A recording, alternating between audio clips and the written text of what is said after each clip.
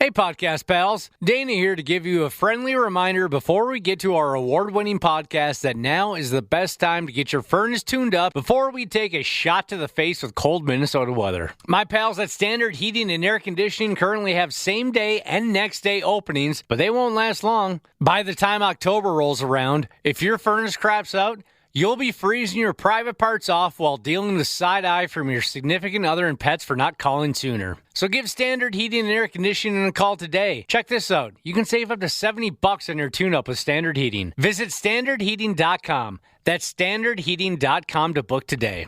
The 93X Half-Ass Morning Show. 93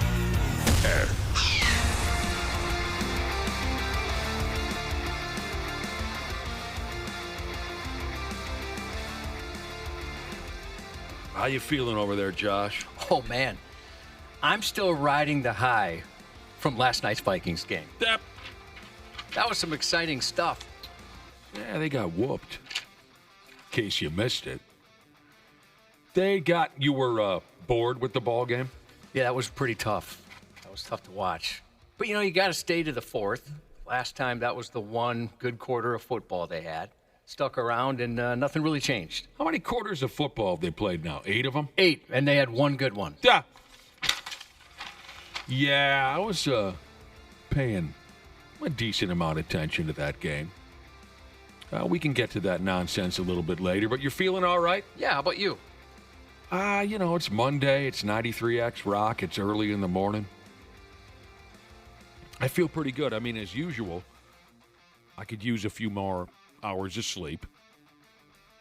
When I peeled my carcass out the sack and quickly dressed myself this morning, as usual, I had to fight back the tears. Just because it's Monday?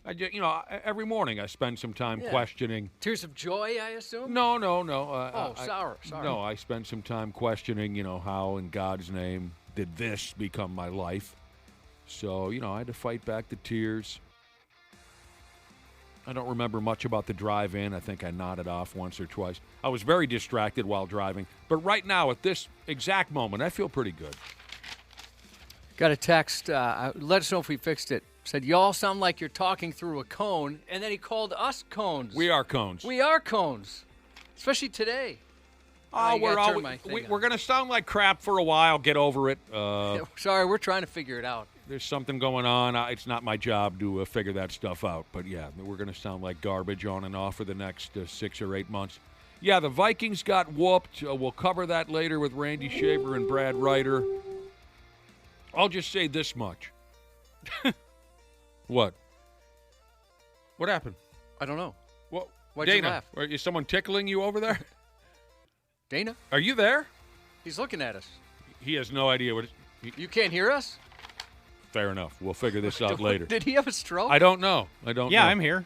Well, what happened there? Can you guys hear me? Yeah. I can barely hear you. All right. Yeah, we can hear you. This place is such a nightmare.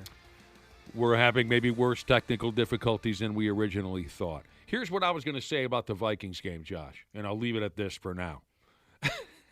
The friggin' troubled head coach, what's his name again? Oh, Conrad? Close enough. He goes for it on 4th and 1 from their own 36-yard line in the first quarter. People like an aggressive coach, right? But that didn't make any sense whatsoever. Nice call, stupid. It just killed the momentum immediately. It made no sense. All right. And, it's one of those where even if he got it, some people say, well, yeah, if he got it, he will look like a genius. I don't think so, even if they got that. Be like, oh, that's cool. It worked out that way. If he got it, you'd go, whew, that was a close one. Yeah, what was he thinking? What were you doing there? Thank goodness that worked out. Oh, boy, they got it. That's how you'd react. All right, we got to get into character by Friday night, don't we? Yeah, I'm pretty pumped. We're going to go One out. of my favorite events of the year. We're going to infect the river again. You love this? If not my favorite event of the year. I think this is your favorite. It is my favorite. I was afraid to say that at first because I don't want to besmirch any of the other ones because they're all fun. No. But I really enjoy this one. And, part of it is just the food's so good. Thanks to Lucky's 13. We get a band every year. For God's sake, we get There's more elbow room than the main boat. But we sold the pig out, didn't we? Yes. We sure did. We sold it out. And thanks to our listeners, For Pete's sake, if you didn't take any interest in such things, it would just be four or five of us radio douchebags on a big fat-ass boat, and that would look silly. Very intimate. So we got to get into character by Friday night. We're going to infect the river. Again, thanks to Anytime Bail Bonds. You mentioned Lucky's 13. You mentioned the live music, which will feature legendary local act Gel, Paddleford Riverboats. What time do we board? Is it a 7 o'clock party? Yeah, 7 to 10. So we'll get on your case about this towards the end of the week for those of you who bought tickets. We'll get on your case about showing up on time and this and that. I'm looking forward to it as well. Cash bar on the boat. It's essentially your birthday party. Oh! As your birthday is on Wednesday. Oh, for God's sake. Do you have any plans? Yeah. Just going to go out and have a couple of cold ones Wednesday night with, I don't know. I know the wife will be joining me. Other than that, I don't know if we'll have any further company. I've on and off completely forgotten that my birthday is upon me or us again. Because last night I asked the wife, I said, what do we got going on this week? We don't have anything going on this week, do we? No. I kind of had a conversation with myself. And she said, well, we are going out for your birthday Wednesday. And I said, oh! Did you forget about your birthday? I did a couple times here in the last week. So nothing massive. But, Wednesday, we'll be going out for one or two. Here was a debate I was just reading about as we're starting off a fresh work week here. Would you rather have, this is an internet debate, Josh. You get locked into those every couple hours. I know you. Internet debates. Would you rather have weekends off or work weekends and have 2 weekdays off? See, that's real easy for me. I'd like to stick with a regular Monday through Friday schedule and have weekends off.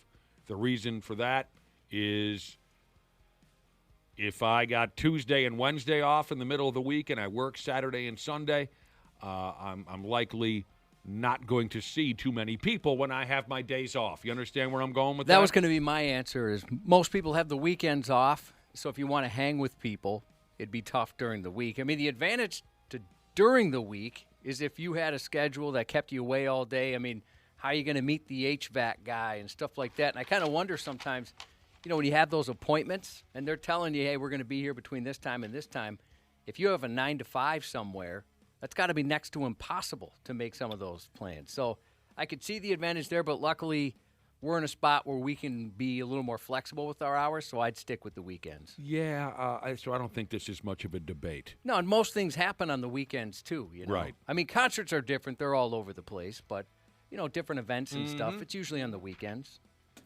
So, again, would you rather have weekends off or work weekends and have 2 weekdays off, like Wednesday, Thursday, or Tuesday and Wednesday? Something like that. Did we get Dana back yet? I don't know. I don't think so. He can't hear a word we're saying over there.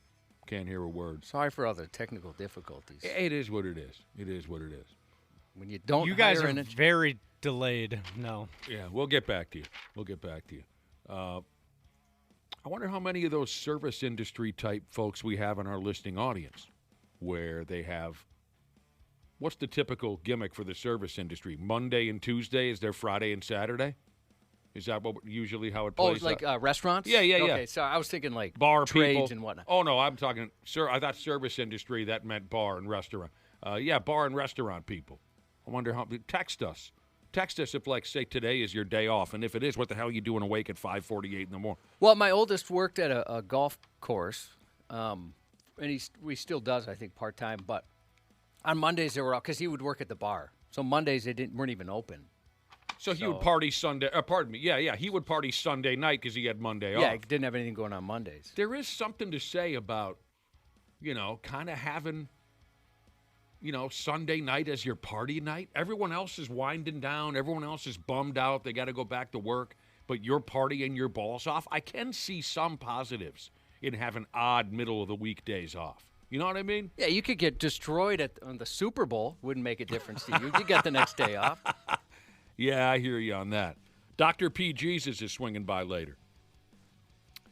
Dr. P. Jesus will be in studio around 8:20. Stuck in Brainerd Jesus is a chef, and he gets Sundays and Mondays off.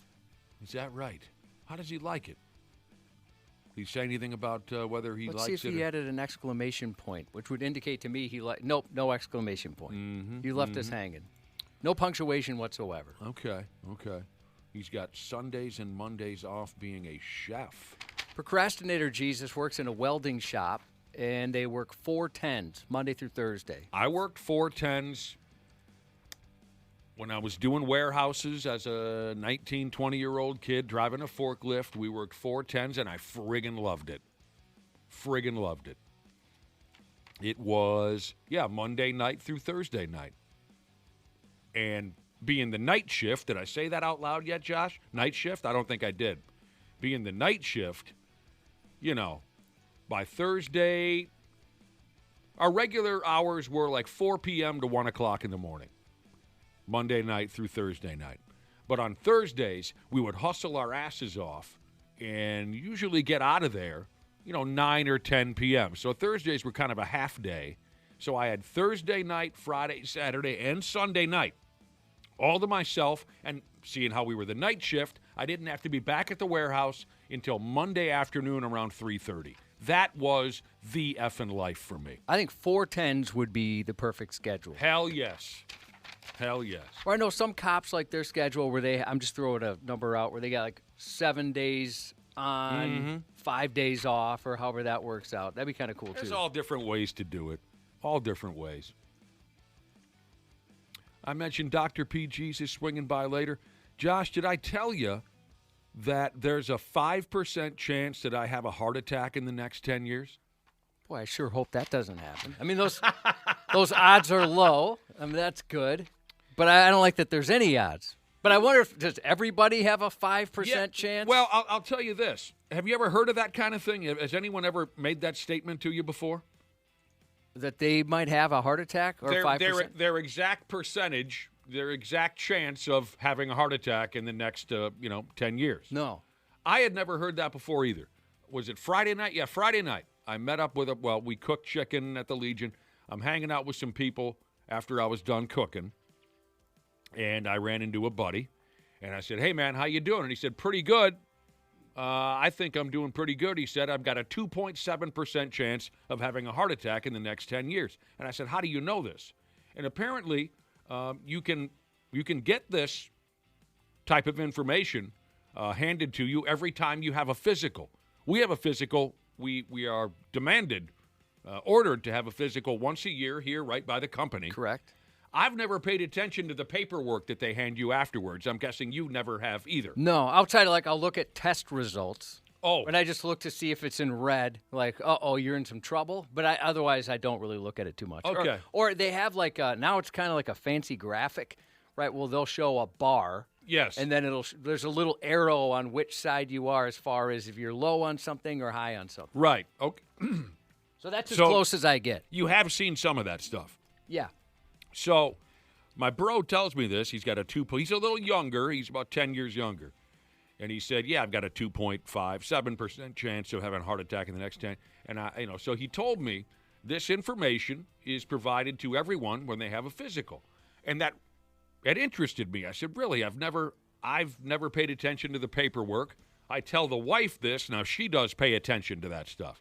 And she said, oh yeah, I've got that information right here. She dug mine up from my last physical and told me that I have a 5% chance of having a heart attack in the next 10 years. Does it give you any other information? Like, here's some ways to decrease that or say why? Is it just like an age thing? Or? They don't give you any advice as to how to maybe dummy that down. I think you're on your own with that. But, yes, they base it on all of those results you were just mentioning. Your cholesterol levels, what am I missing? I don't know the verbiage. What else do they test? Your cholesterol, That's like a big one. Yeah. They might check your prostate. I suppose.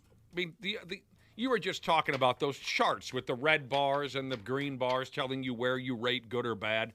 So they base this percentage on all of those levels you were talking. I can't think of anything other than cholesterol, but I think most folks know what I'm talking about. I'm looking at them right Blood now, and pressure, it's all... your weight, Yeah. So I'm at 5%. See if you can find this. See if you can find that paperwork, Josh. I'm on the page, and I don't really... This is very confusing. Oh, I can click on...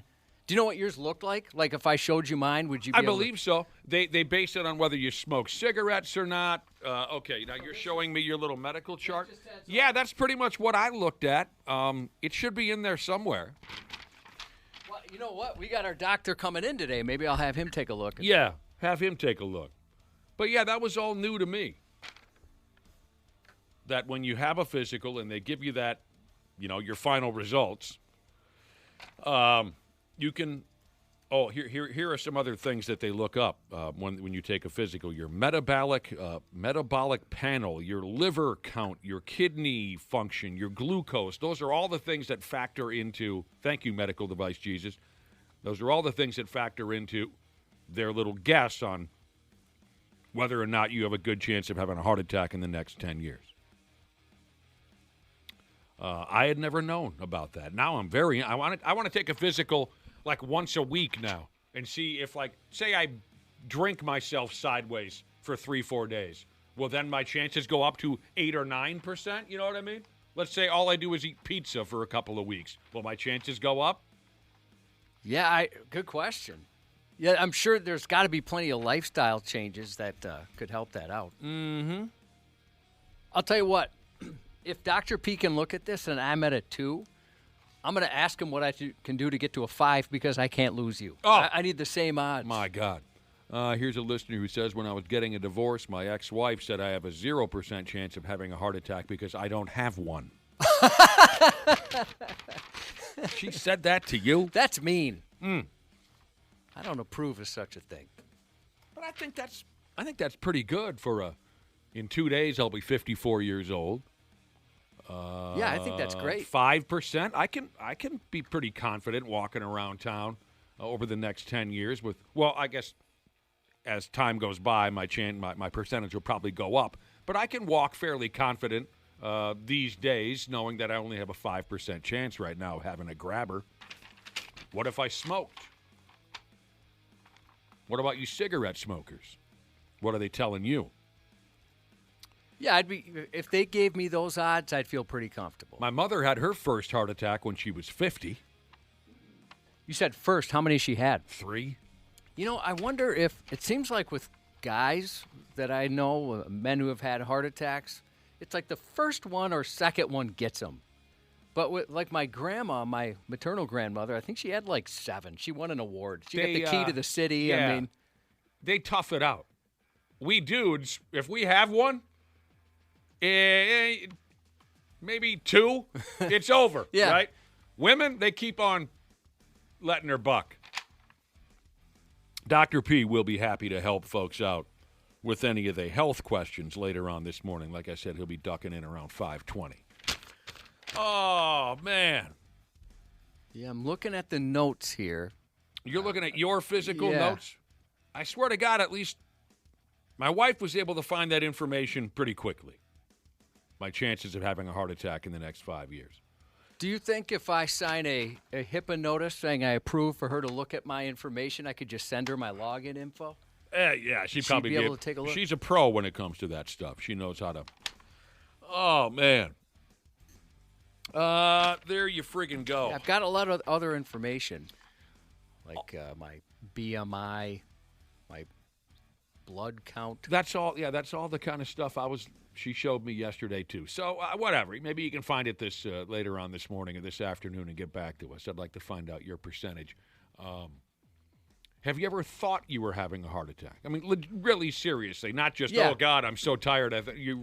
You have thought you're having... Yeah, one time, well, I wasn't convinced, but I thought, I wonder if this is a heart attack. I had a real tightness in my chest and shortness of breath, and I thought, oh, here we go.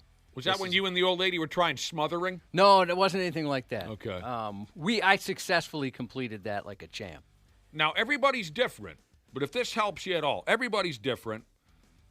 But, again, back to my mother, who's who's experienced 3 of them. She said this: when you have a heart attack, you'll know it. Yeah, I've heard that before. Yeah. I've heard that before. She said, don't worry if you have a little bit of tightness, a little bit of short. She said, you will 100% know when you're having a heart attack. So, if that, helps your confidence at all, I don't know. Oh, did you spend any time watching any television programming over the weekend, Cubby? Aside from Rocky Part 4 and Rambo Part 3. Yeah, you recommended that. I did watch those. Mm-hmm. Outside of that, just a couple of our regular shows. Yesterday, I was effing around doing a little bit of show prep for today, and it kind of felt like 1982. It didn't dawn on me till after I sent you the text message that, there are so many different ways to watch television now. Some people have cable, some people use the internet, some people constantly are on the little apps, right? Netflix, this, that. Am I accurate Correct. so far? I felt a little silly. I was fingering through my television channels, and I stumbled upon Rocky IV, of course, and I never miss a Rocky movie when it shows up on my television. And I texted you, Josh, and I said, hey, Rocky IV is on. And it didn't dawn on me till then that that's kind of a misleading statement these days. You know what I'm talking about? Because how do I know if you even have the same channels as I do? But you did. I've never even heard of this channel. I couldn't even tell you what channel it was.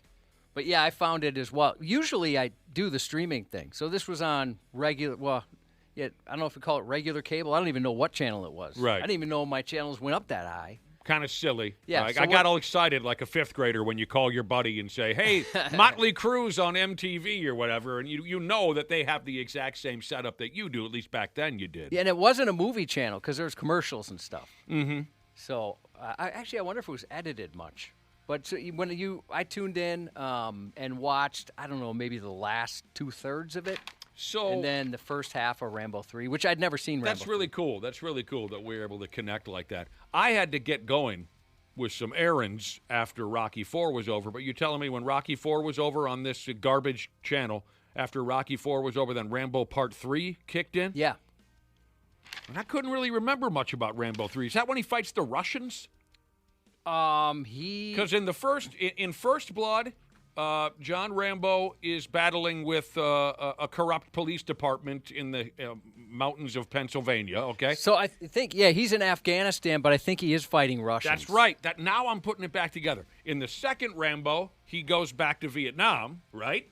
In the third, he's in Afghanistan. Is that where does he fight a battle or two on horseback in that one? I didn't make it that far, but he had one of those called Kimbo sticks. Oh, kendo? Kendo sticks, kendo sticks. Does he beat somebody to death with a pair of kendo He sticks? doesn't die, yeah.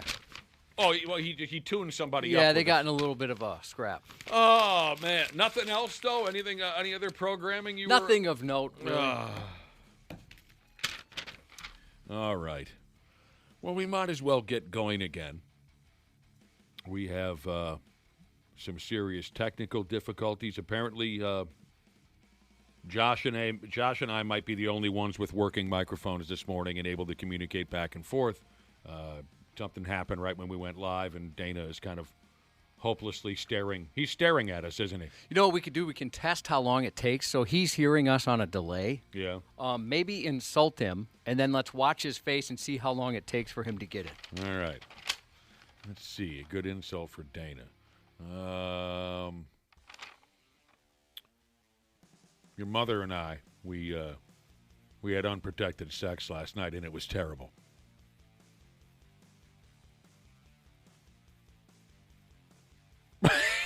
There's no reaction. There we go. We got him. Oh, really? Yeah, we got him. Oh, my God. That's like 15 seconds. We're in real trouble. I know. I told Dana that I had a tryst with his mother last night. It took him 15 seconds to react, and he gave us a thumbs up. At first, it's good to know it's just he's getting a delayed signal because at first we thought his brain is taking a long time to process things. Oh, my God. That was fun. I want to play 15-second delay again later on this morning if we can. All right, we're going to get going. The tech problems around here real quick. I think that brings me up to 10% to 15% chance of having a heart attack. Oh, my God. Well, don't worry about that stuff. It's not your friggin' problem. What the hell can we do about it? We will take a break. Before you friggin' know it, the stupid news will be on board here on the Half-Assed Morning Show.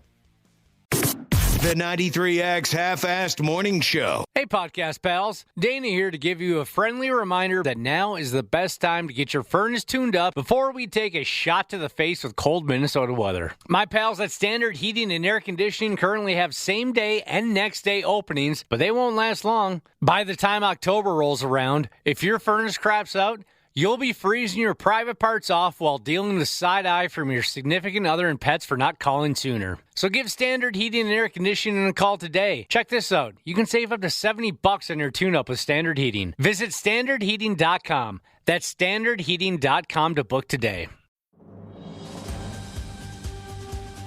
This episode is brought to you by Progressive Insurance. Fiscally responsible, financial geniuses, monetary magicians. These are things people say about drivers who switch their car insurance to Progressive and save hundreds. Because Progressive offers discounts for paying in full, owning a home, and more. Plus, you can count on their great customer service to help you when you need it, so your dollar goes a long way. Visit Progressive.com to see if you could save on car insurance. Progressive Casualty Insurance Company and Affiliates. Potential savings will vary. Not available in all states or situations.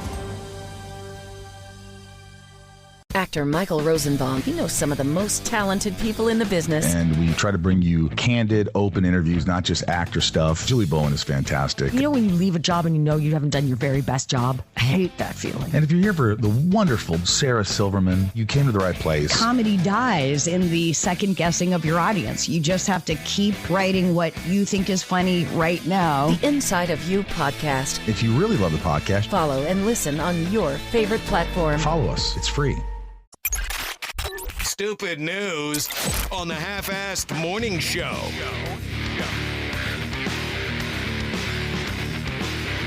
right.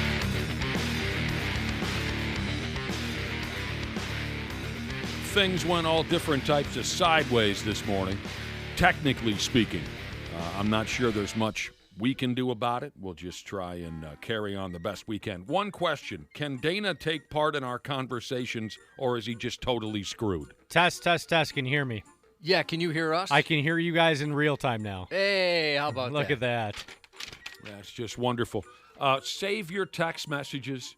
We know we sound like we're in a tuna can or we're broadcasting from someone's colon. We know. We're working with garbage equipment. I'm sure some of you can relate. Trying to get the job done with subpar equipment, so we're doing the best we can.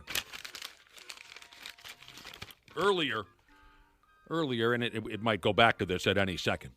Earlier, everything that Josh and I said took about 15 seconds for Dana to hear in his headphones. A listener suggested maybe for the rest of the morning we call him Delana. I was really concerned for a second that I was dying in here. I thought you were having a stroke. I did too, because I could see your guys' mouths moving, but none of it was matching what I was hearing. So it was so very confusing, and I thought I was dead. I'm like, am I just not going to heaven probably, but am I dead? Yeah, we thought you were a goner as well. I also thought you were dead. But for now, it sounds like we're all hearing each other and everything just fine. But, just wait. Anything's possible around here. As we dive headlong into today's Stupid News Report. Oh, speaking of being able to relate, every damn dude in our listening audience right now could tell a story about when they thought with their rod instead of their brain. It changes a man, doesn't it? It does. It makes you do things normally you would never do. We're wired funny like that. We can't help it. It's effing science. Josh, when did you follow your rod instead of your brain and it got a player in trouble on the double? Never really in trouble. I might have made some promises that I realized quite soon afterwards when you get that post-nut clarity that why would I Why would I say something like that? You said some things. Why would I agree to that? You mentioned love, didn't you? Yeah, why would I suggest this relationship meant more to me than it does? You mentioned long-standing, forever love. Or, times maybe you weren't as careful as you should have been and then have some regrets afterwards. Luckily, You didn't put a willy on your dilly. Luckily, I was infertile, so I didn't have to worry too much about that, which I didn't know at the time. Every damn dude has followed their Rodney instead of their brains. Some stories on this subject are more dramatic than others. Like this here, a real live, highly educated doctor chose to follow his pecker instead of his noggin, and it cost him his gig. Dude left a patient laid out on an operating table right in the middle of whatever the hell procedure they were involved in. He left a patient sprawled out on an operating table, walked right out the room so he could go down the hall and fold one of his nurses in half. I mean, as a guy, you can understand the urge, but you would hope as a professional in the middle of a procedure, he could wait the handful of minutes or whatever it takes to get that procedure done. Yeah. The doctor, a 44-year-old feller by the name of Dr. Suhail Anjum, he and his nurse / F-buddy, they were caught in the act, mid-pump, by another coworker. The incident, it happened a couple years ago in stupid England. The reason it's come up again, Dr. Anjum, see if you can follow this, after he got caught pounding a nurse when he was supposed to be tending to a patient, he left town. He lost his job and he left town. He went on over to Pakistan. Now he wants to come back to England to be a doctor again, but first he has to go through some kind of hearing before he can start caring for patients again. You see what I'm saying with that? Now we need you to promise you're not going to leave another procedure for sex with the nurse. As tempting as I'm sure that was. And he has promised that, Josh. At this hearing, the doctor didn't deny a damn thing. He's very ashamed for what he's done. Back to the day of the incident, as the patient was out cold on the table, again, I'm not sure what procedure they were up against, the doctor told the anesthesiologist that he needed a, quote, comfort break. Look, I need a break. I don't know why he directly used the term comfort break. I've never heard of that before. But he said, look, I need to step out for him. I need a break ski. And he asked some other coworker to keep an eye on the patient. At least he did that much. Sure. That's true. That's better than nothing. Mm-hmm. Instead of taking a break, he went down the hall and met up with a foxy nurse, and the two of them just hammered on each other like it was prom night. And like I was telling you, they got caught mid-bone. They got their clothes back on, and Dr. Bonesky, whatever his name was again, the doctor, he did walk back over to the operating room and completed whatever procedure he was involved in. The procedure went just fine. The patient had no idea that his doctor performed the operation while half erect. I was going to say, if I was the patient, I'd want him to at least finish the job and not come back with blue balls and be annoyed and pissed off and like, all right, well, I guess I got to finish this now. Yeah. You know? I don't think I'd ever want to know what happened. I guess that's a better point. Don't tell me. There's where the professionalism, Josh, you were searching for some professionalism earlier. This is a sign that the guy, he does have that in him. You know, despite having a halfie and despite the blue balls, he did come back and finish the procedure without a hitch. After his comfort break. You picked him up, you dropped him, Jesus said. When you're caught in the middle, do you just keep going or do you quit? I'd probably quit. Depends on the situation. That would kill the mood. Depends on the exact situation.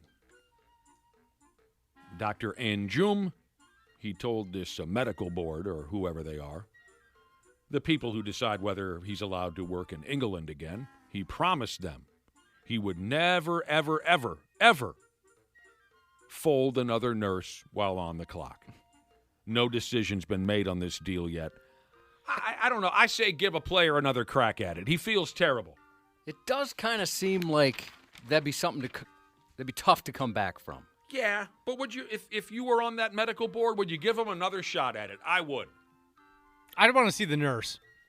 I'm with Dana on that one. Mm-hmm. I need to see a picture of the nurse. Yep. What are you saying? If she's a gargoyle, he's not getting the job back or something like that? If she's a super fox, he is?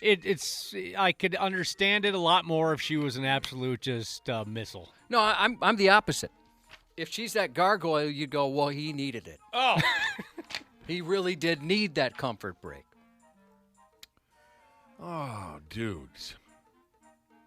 All right, for cripe's sake, I believe this year comes from Australia, a place called the Southland Shopping Center. They had a little problem over there a few nights ago. Mall security spotted a dude wandering around the mall with a he had a sword. Because the world has become such a terrible, violent place, the mall cops assumed the worst, and they upped and called the real cops. And here they come, lights and sirens racing onto the scene. Lights and weird sirens over there. It is, I mean, it's so different. We broadcast from when the Phantom Menace was released. We broadcast from the Mall of America. I remember that. And a lot of those guys had replica lightsabers and various, blasters and whatnot, which wouldn't be able to happen today. No, which is fine. Aren't you okay with that? Well, I think it's kind of sad that that's where we're at, where you assume, oh, here we go, here's another one. I came so close to death that day. Oh, weren't you driving home? Good Lord. Josh and I went and, what was the name of the movie we saw? Phantom Menace. And it was so stupid. I never gave a pump about Star Wars. It was pretty bad. Maybe the first Star Wars movie when I was 6. I think I've told you before, the very first Star Wars movie when Darth Vader hit the scene, I remember thinking, oh, dude, this is the guy I'm rooting for. Other than that, I never was terribly dialed into the Star Wars scene. Josh and I go see the Phantom Mental, sold out debut, what do they call it in the business, the world premiere, whatever. And it sucked. What a waste of an afternoon that was. And then on my way home, I came so close to being crushed into dust in a car accident by an 18-wheeler. It wasn't the 18-wheeler's fault, but he almost killed me. And I remember looking into my rearview mirror, watching that 18-wheeler barrel down on me. And I knew he did not have the time to stop. And I remember thinking, oh my damn, the last thing I've done with my life is watch a friggin' Star Wars movie. The last voice in your head would be Jar Jar Binks, and right. then you'd be done. But that trucker, kings of the road that they are, he ditched it to save my life. Wow. At any rate. He knew. We can't let him go out with that, the last memory. The sumbitch knew. Maybe it was telepathic somehow, being the son of a truck driver. Maybe it was telepathic. He knew I was one of the good guys. So again, we're in Australia. We're at the shopping mall. And the cops see a guy wandering around with a sword. After a minute or two, one of the cops realized what they were dealing with. There was a movie showing that night. They say it was one of those anime movies called Demon Slayer. And that the dude, I should say, that caused a panic at the mall was just some fully grown dork dressed up as a character from the movie. Pardon the pun, but Demon Slayer, I guess it slayed at the box office. It was huge. I'd never heard it until this story. I'd never even heard of it. You're aware of the Demon Slayer movie? Well, this story alerted me to it, and I've been seeing headlines saying it was just a giant opening. Here in America. Yeah, well, everywhere. Everywhere. So the cops took Dork Barrel's sword away from him and told him not to do that ever again. Don't be bringing a sword into the damn mall dressed as a demon sleigh. 24-year-old guy dressed up like a second grader on Halloween. It says here, everyone enjoyed watching the movie without further incident. Josh, you had mentioned not being able to bring weapons, the toy replica weapons in public anymore. At the comic conventions they have here in town, you can bring them, but you have to get them kind of checked out first, and they give you a tag to put on, and it says, this isn't a real sword, this isn't a real blaster, you're not going to actually shoot anybody, it's just a toy. So they do let you bring They do let you, but you do have to get them checked by security before you're allowed inside. I haven't gone to the Renaissance Festival in a couple of years. Can you still buy weapons there? I've never been in my life, so I'm the wrong person to ask that. Yeah, I wonder if that's still allowed just because of how insane everything is. The Renaissance Fair going on right now, isn't it? It is. I've only gone a couple times myself. I didn't really get it. Anyway. I enjoy it. Where am I going with this? We were talking about a buddy of mine, he renewed his vows there. Oh. A good friend of yours? Yeah, very good friend. How good of a friend? Well, to be honest, I don't care for him too much, but I know him very well, I should say. What's his name? Yash? Yashua is his Yashua? phone. What is he, a Swede or something? What do you mean, Yashua? I don't know his background. But Did you have your marriage vows renewed at the Renaissance Festival? You don't really have a buddy. This was you? Come to think of it, that was me, Oh, yes. for Christ's sake. I forgot. Yeah, it was a while ago, but yes, my wife and I, on a whim, had some lord. He blessed us or whatever he did. You mean a dude from Savage in a costume? Yeah, pretty much. Yeah. That's exactly what it was. It was a dude from Savage who lives with his renewed our vows. And doth have stayed together if ever thinketh. I can't believe you renewed your vows at the friggin' You can buy weapons still at Ren Fest. Thank you, brother and sisterhood. While we were talking about movies, this is like the third or fourth text I've received on this today. All of our listeners, well, that's an exaggeration. I just got done telling you I've gotten a few texts. I don't know why I got so dramatic right there. I haven't. Quite a few of our listeners have texted in to say, you got to see the Charlie Sheen documentary on Netflix. We talked about that last week, didn't we? Yes, we did, yeah. Came out last week, right? Quite a few people are texting in saying, you got to see the... Yeah, I'd like to. I don't know if I'll ever get around to it, but I'm very interested in the Charlie Sheen story. Absolutely. I'm glad you liked it. I talked to a couple of coworkers who said they thought they knew everything about Charlie Sheen, and they were way, way off. And there's stuff that it's even more insane than the things you know, they were telling me. I'll try my best. One listener said, speaking of following your rod instead of your brain, have you seen the Charlie Sheen document? No, but I'm so glad that everyone's enjoying it. Unfortunately, for a guy by the name of Wesley Silva, who lives in Pennsylvania, his emotional support alligator is no longer welcome at his neighborhood Wal-mart. And I watched a quick interview with Wesley, and he comes off like a good person. I like Wesley a lot, but I admit I'm not interested in coming anywhere near his emotional support alligator. I agree with you. Until I saw the interview, I was wondering if this has just become a bit, because there's an emotional support everything, and I wonder how legit some of this, but this seemed real. Like this really meant a lot to him. He's not just trying to pull one over on people. Yeah, I like Wesley. Wesley and his alligator, I have no idea where he's going with this, but he named his alligator Jinseoshi. Again, I like Wesley, but that's just such a stupid... Wes and his alligator recently swung by Walmart. They've been going there for years. He tossed the gator in a shopping cart. They bought this. They bought that. The alligator didn't kill anyone. Although I'm sure the gator thought about it. That's all they do. They think about killing us. Everyone seemed fine that day because they'd seen him before. Like I said, he's been going there for years. But at one point or another, Walmart workers, managers, walked up on Wesley and said, yeah, bruh, don't bring that thing in here anymore. And he's disappointed by this. The alligator, it's just a little bastard, really, for now. It's 5 foot long and only 32 pounds? The tail looks like it weighs more than 32 pounds, but that's what I have in front of me. Just a little peckerhead for now. Wal-mart cut loose with a statement. I went to Wal-mart yesterday. I always have a good time over there. Wal-mart cut loose with a statement. They said, we welcome service animals in our stores, but it's unacceptable to expose members of the public to potential danger. That would throw me if I saw an alligator in the Walmart. I'm gone. I'm staying as far away from that sumbitch as possible.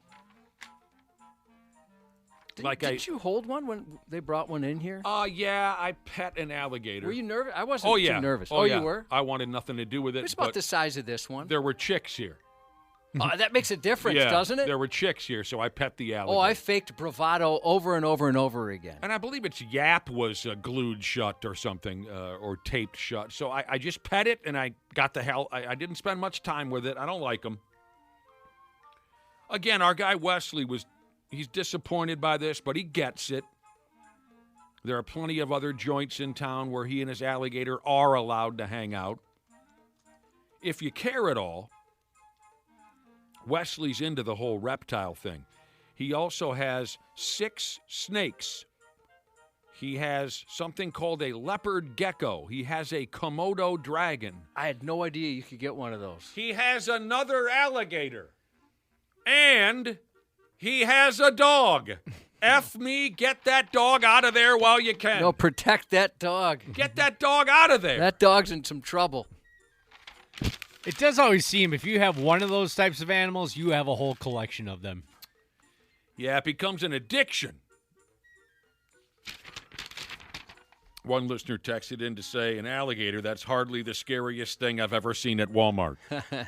Yeah, if you watch some of those videos, they can get a little wild. I was there yesterday. Nothing crazy happened. We had a good time. I've never seen any of that. I've never seen the people of Walmart type videos or pictures. I haven't seen anything like that. Got a hot dog on my way out. My wife and I were at Sam's Club the other day, and I saw the world's toughest tube top.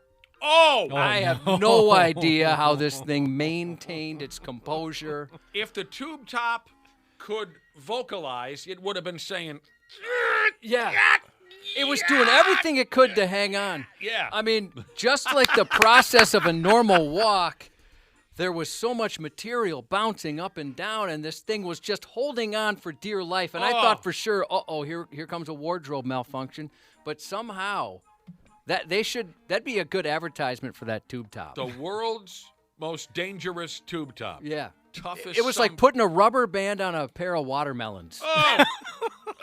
How the heck that stayed put and didn't show anything was beyond me. It's awesome. It's an awesome story. Well, this is just terrible. Try sleeping tonight after I spit this one at you. Cops in a place called Cape May, New Jersey, are looking for 2 derelicts who stole what they're calling here an iconic Humpty Dumpty statue from a miniature golf course. I think I remember the story of Humpty Dumpty. Let me try this now. Humpty Dumpty sat his ass up on a wall. Yep. Humpty Dumpty went ass over apple cart. Down onto the ground he went. Nobody in town, even dudes on horseback, they couldn't quite put Humpty Dumpty's carcass back in place. Poor bastard died at the scene. Is that how it went? You got the gist of it Yeah. for the most part, yeah. A couple of derelicts stole what they're calling here an iconic Humpty Dumpty statue from a miniature golf course. You know what I found out about a good friend of mine over the weekend that I had never known? The sumbitch loves a good miniature golf course. He can tell you where any miniature golf course is in the metro, outside the metro, western Wisconsin. He went on and on for a half hour about every miniature golf course he's ever been to. He looks at it as the ultimate form of entertainment. Oh, I think they're plenty fun. But I never really remember that maybe I should go to one of those mini golf places. Does he have a favorite? Did he tell you a favorite? And if so, do you remember? He didn't name a favorite. The guy, he's in his 60s, for Christ's sake. What did he say about the one at the Mall of America? He did not mention that one. Okay. He talked about a lot of them. Did he mention if he brings his own putter? Because that would be hilarious. No, he didn't. I don't think he has. I wonder if you're even allowed to do that. Yeah, I guess I don't know. If you're hardcore enough, I bet they'll let you. He's like, oh, for Christ, this is what he was saying Saturday night. What, you haven't been to the one over there by Taylor's Falls? I'm like, Taylor's Falls? I mean, no, I don't go that direction very often. I'm a West Metro guy, but he's like, oh, yeah, number 7, there's a hippopotamus that eats up your golf ball. He knew everything there was to know. It's kind of adorable. So, again, an iconic Humpty Dumpty statue was snatched from a miniature golf course. I like that they called it iconic. Yeah, I as if there's any other kind, Josh. It's a Humpty Dumpty statue. Right. Redundant, you're saying. They say the Humpty robbery happened a few days ago at 4 o'clock in the morning. That's your favorite dance, is it not? Oh, my God. You love the Humpty dance. I mean, yeah, the dance is great, but just the song is the Humpty Dance, that song by Digital Underground, 1988 is my best guess. The finest hip-hop, rap, however you want to define it. It's the greatest thing that hip-hop and rap has ever put forward, is the Humpty Dance. And God rest the soul of Shock G. He was so funny and so unique, brilliant with his lyrics. 4 o'clock in the morning, these guys snatched the Humpty Dumpty statue. And they say alcohol may have been a factor. Usually is in these stories, right? Yeah, whenever silly statues and things like that get grabbed up, I always make the same assumption. You got to check the frat houses. It's got to be the college kids. But anyway, a few different security cameras got the derelicts on video while they stole Humpty, F me running, Dumpty. In the video, it looks like at least one of them's walking around with a Steve Weiser. Yeah, they were tuned up. They had to have been. They scaled a fence at this joint. It's a place called Ocean Putt Miniature Golf in, again, New Jersey. They scaled the fence. They ripped Humpty off his wall. He was the main feature on the 14th hole. Have you or your friends ever stolen something like this? Or vandalized a statue? Oh, we vandalized everything we crossed paths with as kids. Stealing big items? We were sneak thieves. We'd steal a lot of little items. We went into a couple of people's houses. But big, silly items like this, all I can think of, Josh, was when we were in high school, we used to like to steal the Domino's or Pizza Hut pizza thing off the lid of motor vehicles. So I always thought those were cool as a kid. Yeah. The light-up ones? So the pizza man would pull up to a house, and he'd get out the car with the pie and go to the door, and while his back was turned, we'd take the pizza sign off the lid of his vehicle, so then he'd come back, and we would laugh at how, at whether he noticed or not that he was missing his pizza lid. I've mentioned this before, Dana, but I don't know if you heard. When I was in high school, I don't know if it's still there. It's been a while. In the quad, I guess you'd call it, there was a statue of Mary holding baby Jesus. Oh!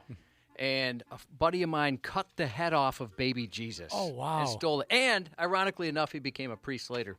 But I wasn't there. I just heard it, and I didn't believe it, and then they showed me the head. And I couldn't. And I thought, my God. This is a pretty good way to go to hell. Yeah. Right here. He stole the head, and now he's a priest. He's a priest He's now. atoned. He's atoned for his sins? I think so. Jesus, a listener has told me there's professional mini golf. There is? I've never heard it before. It makes perfect sense. I could see it on the Ocho. I was going to say, how's that on the Ocho? I don't know. But a listener tells me there is professional miniature golf. I don't know why I never assumed that was a thing, because why wouldn't there be? There's professional video game players. There's professional flag football players. Why wouldn't there be professional mini golf? Got another text on miniature golf from the spokesman, Jesus, and I know what he means by that. You're not getting away with that. You're not getting away. I know what you mean. That's a gross term. When you call yourself a spokesman, I know what you mean, and you need to be stopped. But anyway, the spokesman, Jesus, texted in and said, Pirates Cove in Brainerd, baby. I've played. Oh, I've been there. I've been there, too. Anyone who's gone to Brainerd has to stop and play miniature golf at the Pirate. Of course. Totally agree. I remember that one. And they also have, or at least had, batting cages there. Mm-hmm. And, of course, we tried that, too. and we put it on, 80 miles an hour, and like, wow, okay, that's kind of fast. Let's bring it down to about 60. We brought it down to 60, and then you could shoot some into right and left field. A friend of mine consecutively swung and missed at the 60-mile-per-hour pitch, I'm going to say 147 times. I could beat that. And it was friggin' hilarious. He could not make Person here says, yes, you can bring your own putter to mini golf. Don't ask me how I know. Oh. Respect. Have you ever went bowling with somebody who brought their own ball and sucked? No. That would be great to see, though. Yeah, I want to see that too someday. Mm-hmm. Everybody I know that's brought their own are very good bowlers. Yep. Back to Humpty Dumpty there at the miniature golf course. The cops still haven't tracked down the ball bags who stole him, but they did find Humpty. The virgins who abducted him only made it a few blocks away before they ditched him on the side of the road. So they found Humpty, and they'll put him back together, whatever, the rest of it. More anxiety than Hair Jesus said Can Wonderland. St. Paul's a good one. Yeah, I agree. They've got a nice music. I've heard that said out loud, but I stay away from St. Paul. We tried to go a couple times and we couldn't. It's packed all the time. Just couldn't get in. It was too many people. Here's a question. I don't have the answer because I'm just learning about this today. I'm a little ashamed of myself that I never assumed there was professional mini golf. Of course, a listener wants to know: do pro miniature golfers have a caddy? I bet to complete the gimmick, because I doubt too many professional miniature golfers take it too seriously. Mm-hmm. So because they have a sense of humor, I would imagine they have a caddy just because it completes the bit. I want to be the caddy. All right, I'd be really good at it. All right, we're going to use the putter again. Yeah. But you got to carry the full bag, though. Like, I think we're going to go putter on this one, champ. Oh, yeah. Is it? I'd never heard of this. So somebody here says, I've gone go-karting for a few times, and there always seems to be a guy who brings his own helmet like a professional. What a dork. So I think he's referring to one particular guy. No kidding. I want to do that. I want to get like an airbrushed helmet. Just like some racing gloves. It's got your call sign on it. Drives too much for work. Jesus says Stephen Curry runs some kind of a televised mini golf league. Well, maybe. Well, that sure takes the fun out of things. Yeah, I don't need to see any more Stephen Curry. Barsaw Jesus says, don't come at me with that bowling ball slander. I have my own ball and I suck. It's not a big deal, he said. That's all. I just said I want to see it. He just wants to see it. Sits on baby Jesus. Doesn't mean to brag, but she's on a bowling team, has her own ball and shoes, started with 113 handicap, barely broke 100 last year. So they're out there. Before we go, this here will hopefully be the dumbest question you hear on our program today. The question is, would you eat sunscreen-flavored ice cream? Easy answer for most of us is no. And also, F you for even asking something so dumb. Would we eat sunscreen-flavored ice cream? No. Carnival Cruises teamed up with a company called Van Leeuwen for a new sunscreen-flavored ice cream. Not because they assume anyone on planet Earth would want to eat something like that. Obviously, they did this because they wanted a few of us suckers to say Carnival Cruise Lines and Van Leeuwen out loud once or twice. I think they call it marketing, Josh. Yeah. Viral marketing? Viral marketing. They're not selling sunscreen-flavored ice cream just yet. Maybe next summer, they say. March Madness Jesus wouldn't do it, but he would eat ice cream flavored sunscreen if they made that. Sure. Oh, that's a different that would be tempting. Story right there, yeah. I saw a kid eat some cherry chapstick once. Yeah. Whole thing, whole tube. He must have been hungry. They're not selling sunscreen flavored ice cream just yet. First, they're gauging the reaction online to see if they should do a limited run. Well, if our reaction means anything to them, I say, save it. Just in the interest of filling valuable airtime, I'll tell you that the ingredients in sunscreen ice cream go like this. Coconut cream, cocoa butter, vanilla extract, nut butter, sea salt. Nut butter. People magazine called it surprisingly delicious. And on a side note, the people at Van Leeuwen They also just teamed up with a singer called Ed Sheeran for a new ice cream. It's punch flavored, which is fitting because most of us would like to punch him. He was pretty good in, what was it, Game of Thrones? I saw him in a movie. Yeah, he was okay.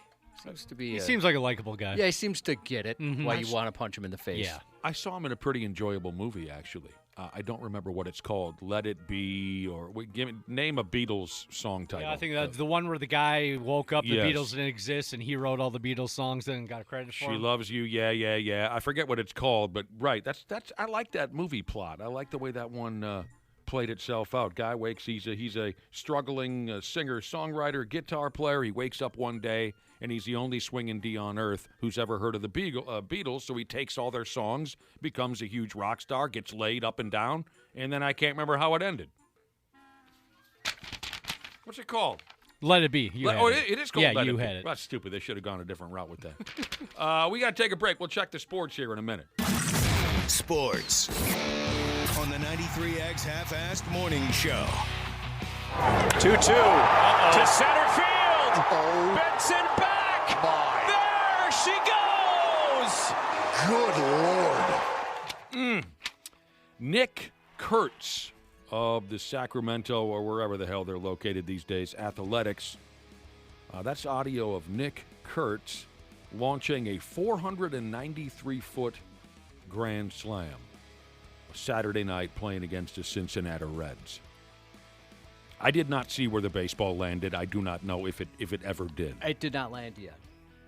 Got sucked into orbit. Oh, my damn, is all they could say on the call. NORAD is still tracking it. Oh, NORAD. Speaking of baseball, the Arizona Diamondbacks took 2 of 3 from the Twins over the weekend. So the Atlanta Falcons came into town last night and made the Vikings their little bitch. Wow, they sure did. That's what they did. The final last night from the new version of the Metrodome was 22-6. We can get into this when Dinkus and other Dinkus, give me the names again.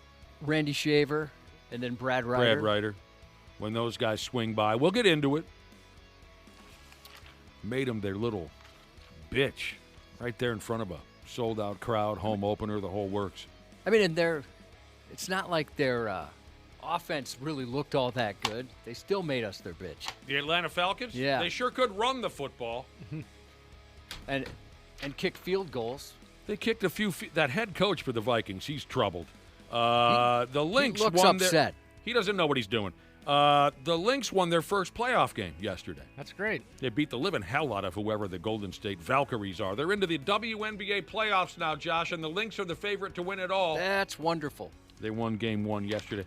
Randy Shaver, Brad Ryder, like Josh said, coming up here in about a half hour. Don't go anywhere because Cubby's News Report is coming up next.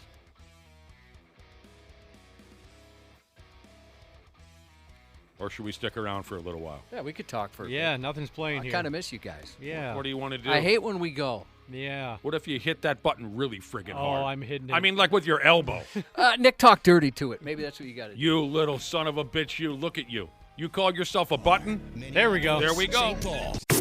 The 93X Half-Assed Morning Show. Hey, podcast pals. Dana here to give you a friendly reminder that now is the best time to get your furnace tuned up before we take a shot to the face with cold Minnesota weather. My pals at Standard Heating and Air Conditioning currently have same-day and next-day openings, but they won't last long. By the time October rolls around, if your furnace craps out, you'll be freezing your private parts off while dealing with side eye from your significant other and pets for not calling sooner. So give Standard Heating and Air Conditioning a call today. Check this out. You can save up to $70 on your tune-up with Standard Heating. Visit standardheating.com. That's standardheating.com to book today.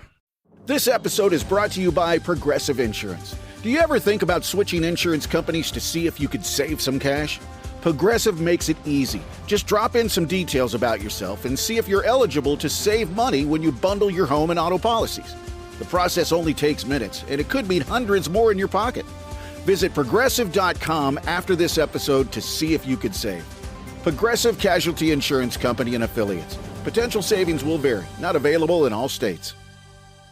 Ever wonder how dark the world can really get? Well, we dive into the twisted, the terrifying, and the true stories behind some of the world's most chilling crimes. Hi, I'm Ben. And I'm Nicole. Together, we host Wicked and Grim, a true crime podcast that unpacks real-life horrors one case at a time. With deep research, dark storytelling, and the occasional drink to take the edge off, we're here to explore the wicked and reveal the grim. We are Wicked and Grim. Follow and listen on your favorite podcast platform.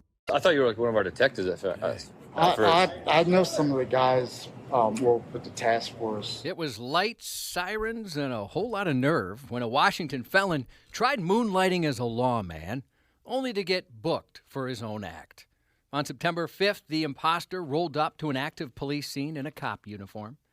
A tactical vest, Edmonds PD badge, and patches blaring police and SWAT. Investigators said it wasn't his first dress rehearsal. He'd already played hero at a trespassing call, a possible fire, and a 7-Eleven, where he reportedly told customers he was a cop. But his subterfuge was sloppy. Subterfuge? It was sloppy. Well, what is a subterfuge? Subterfuge would be like his plan. He's trying to fake everybody out. You know, his evil plan to fake people out. We get it. You got an education. Oh, Jesus. I Googled it. Oh. Yes. The ruse unraveled when real officers noticed his ride, an unmarked Ford Explorer sporting blue emergency lights and an origin story that didn't add up. He claimed to be part-time security and an Edmonds officer, roughly 35 miles away. But he couldn't flash a single scrap of proof. A quick call to Edmonds PD confirmed they'd never heard of him. Peering inside his truck, officers noticed another odd accessory, a firefighter's helmet tucked amongst the gear. We checked it. We call Edmonds, right? Edmonds says you're not on their payroll. Never have been. They don't know you. Is this guy going to jail? Yes. Yes. Look, he's got a firefighter helmet, too. He's ready to do it all. I love that the cops were like, oh, yeah, we're bringing this guy to jail. Sometimes I like to be a firefighter, too. Body cam footage later showed him spinning yet another tale, this time about retiring from Baltimore PD after 2 decades and moving west for work. However, records told a less glamorous story. He'd actually been serving time in North Carolina for making a bomb threat. Oh. And after that, he joined the Army. The Salvation Army. When officers finally arrested him, he winced at the loss of street cred because they cuffed him in front of a crowd. Can we not do this in front of everybody? I mean, really? You're doing just fine keeping your hand on that. Yeah. I appreciate no it. problem, man. What agency did you say you were with? Edmonds? You're with Edmonds. Edmonds, yes. Now everyone knows I'm faking it. I'm sorry. He's upset he's being cuffed in front of a crowd. Who the hell are you? He was embarrassed. Nobody knows who you are, dude. What are you worried about? Well, now they know he was lying about being a cop. His next costume will be an orange jumpsuit and next role an inmate. He's facing charges of first-degree criminal impersonation and unlawful possession of a firearm. For God's sake. Criminals typically hate cops. I wonder what they think about fake cops when you're in jail. Yeah, I'm here because I was a fake cop. Oh, that's a good question. Yeah, I wonder. Do they like that, hey, you're making fun of cops, that's pretty cool, or yeah. Yeah, I wonder. Yeah, I definitely wonder what the mindset is there. You know, there's one way to find out, Dana. Oh, yeah? I can get you a uniform. All right, let's make it happen. Turns out the theme of borrowing authority had an encore, this time the open road. I like the way you put that, borrowing authority. Oh, thanks. Yeah. Subterfuge had Subterfuge. me. I didn't know what but that was a good one. A man was arrested after impersonating an officer to get through traffic. A trooper responded to reports of a reckless driver who'd modified his red Ram to include lights and sirens. The report said 50-year-old Anthony Tripp activated yellow and white lights and used them to weave through traffic on the highway. Troopers pulled him over, searched the truck, and found a black siren box with multiple switches. Sometimes I like to be a fireman, too. Tripp's next trip was to jail, arrested and charged with impersonating an officer. Court records show he's also a convicted sexual predator. Oh, no. In 2 counties. 2 counties? 2 of them. God help us all. If you're tempted to tailgate and then brake check someone who just zipped past you, maybe make sure they're not driving an ambulance with its sirens blaring on their way to an emergency. New Jersey police said a 47-year-old motorist learned that lesson the hard way last week. Just after 11:30 a.m. Wednesday, an ambulance with its lights flashing legally passed another vehicle as it sped toward an emergency. That apparently offended one driver's delicate sense of road etiquette. According to police, he tailed the ambulance at high speed, swerved through traffic, pulled alongside, then zipped ahead to stomp on his brakes. Cops said his antics slowed the paramedic from getting to a patient in need. His brake check earned him a reality check, followed by an arrest. Why is he so sensitive? That's one of the dumbest road rage stories I've heard in a long time. Yeah, that's bad. He didn't like getting passed by an emergency vehicle. Uh-huh. Yeah. And he brake checks the guy. 14 employees at a Montana animal shelter were rushed to the hospital. They accidentally did some meth. It's the only way I've ever done it. Meth fumes from an FBI drug incineration went wrong in the Meth same fumes building. Yes. From an FBI drug incinerator. I've never heard of such a thing. Staff at the Yellowstone Valley Animal Shelter in Billings started to feel sick Wednesday when smoke from an FBI meth burn slipped through a shared ventilation system and drifted into their workplace. Several of my staff were coughing. We were trying to pull everybody out to get them out of that smoke because there was billowing smoke out of the room. The building houses an incinerator, which usually is reserved for burning animal remains collected by animal control. Gross. But every couple of months, local law enforcement or FBI agents use it to destroy seized drugs. You ever been ringside for a controlled FBI meth burn?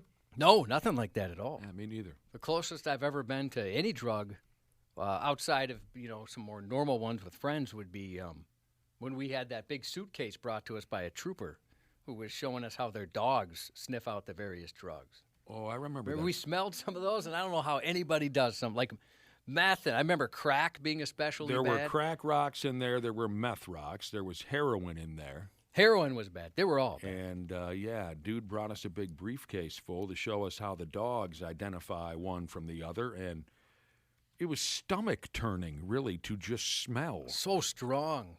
Very odoriferous, It was Dana. really...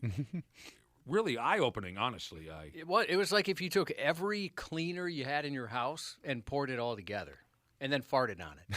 That's what it smelled like. God dang. I was in a house in St. I'm sorry, I lost control, Dana. It's okay. You were in a house somewhere? I was in a house in St. Cloud that made meth, and that's a smell you don't forget. At the same time you were there? Yes, or? they made it in the basement. Oh, man. Yeah, I mean, they basically have to tear the house down to get rid of that, right? You walked in there. A buddy of mine said, hey, I'm going to go pick up some weed. Do you want to come with? I said, yeah, sure. This will be an adventure. And we go in, and I'm like, God, it smells awful in here. The guy goes, yeah, that's the meth down in the basement we're cooking. I go, you for real?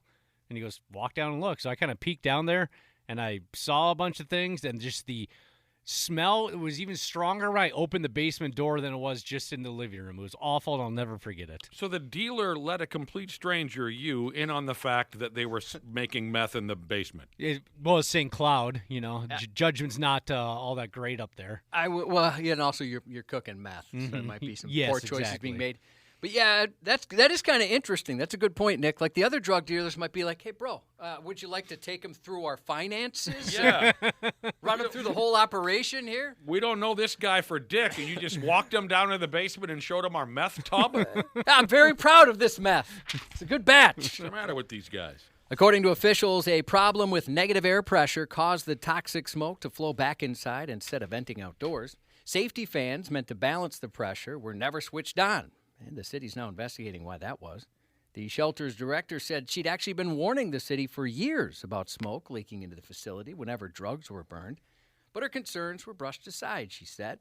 She explained that incinerating animal carcasses never caused any trouble, while drug burns often filled the shelter with harsh chemical odors.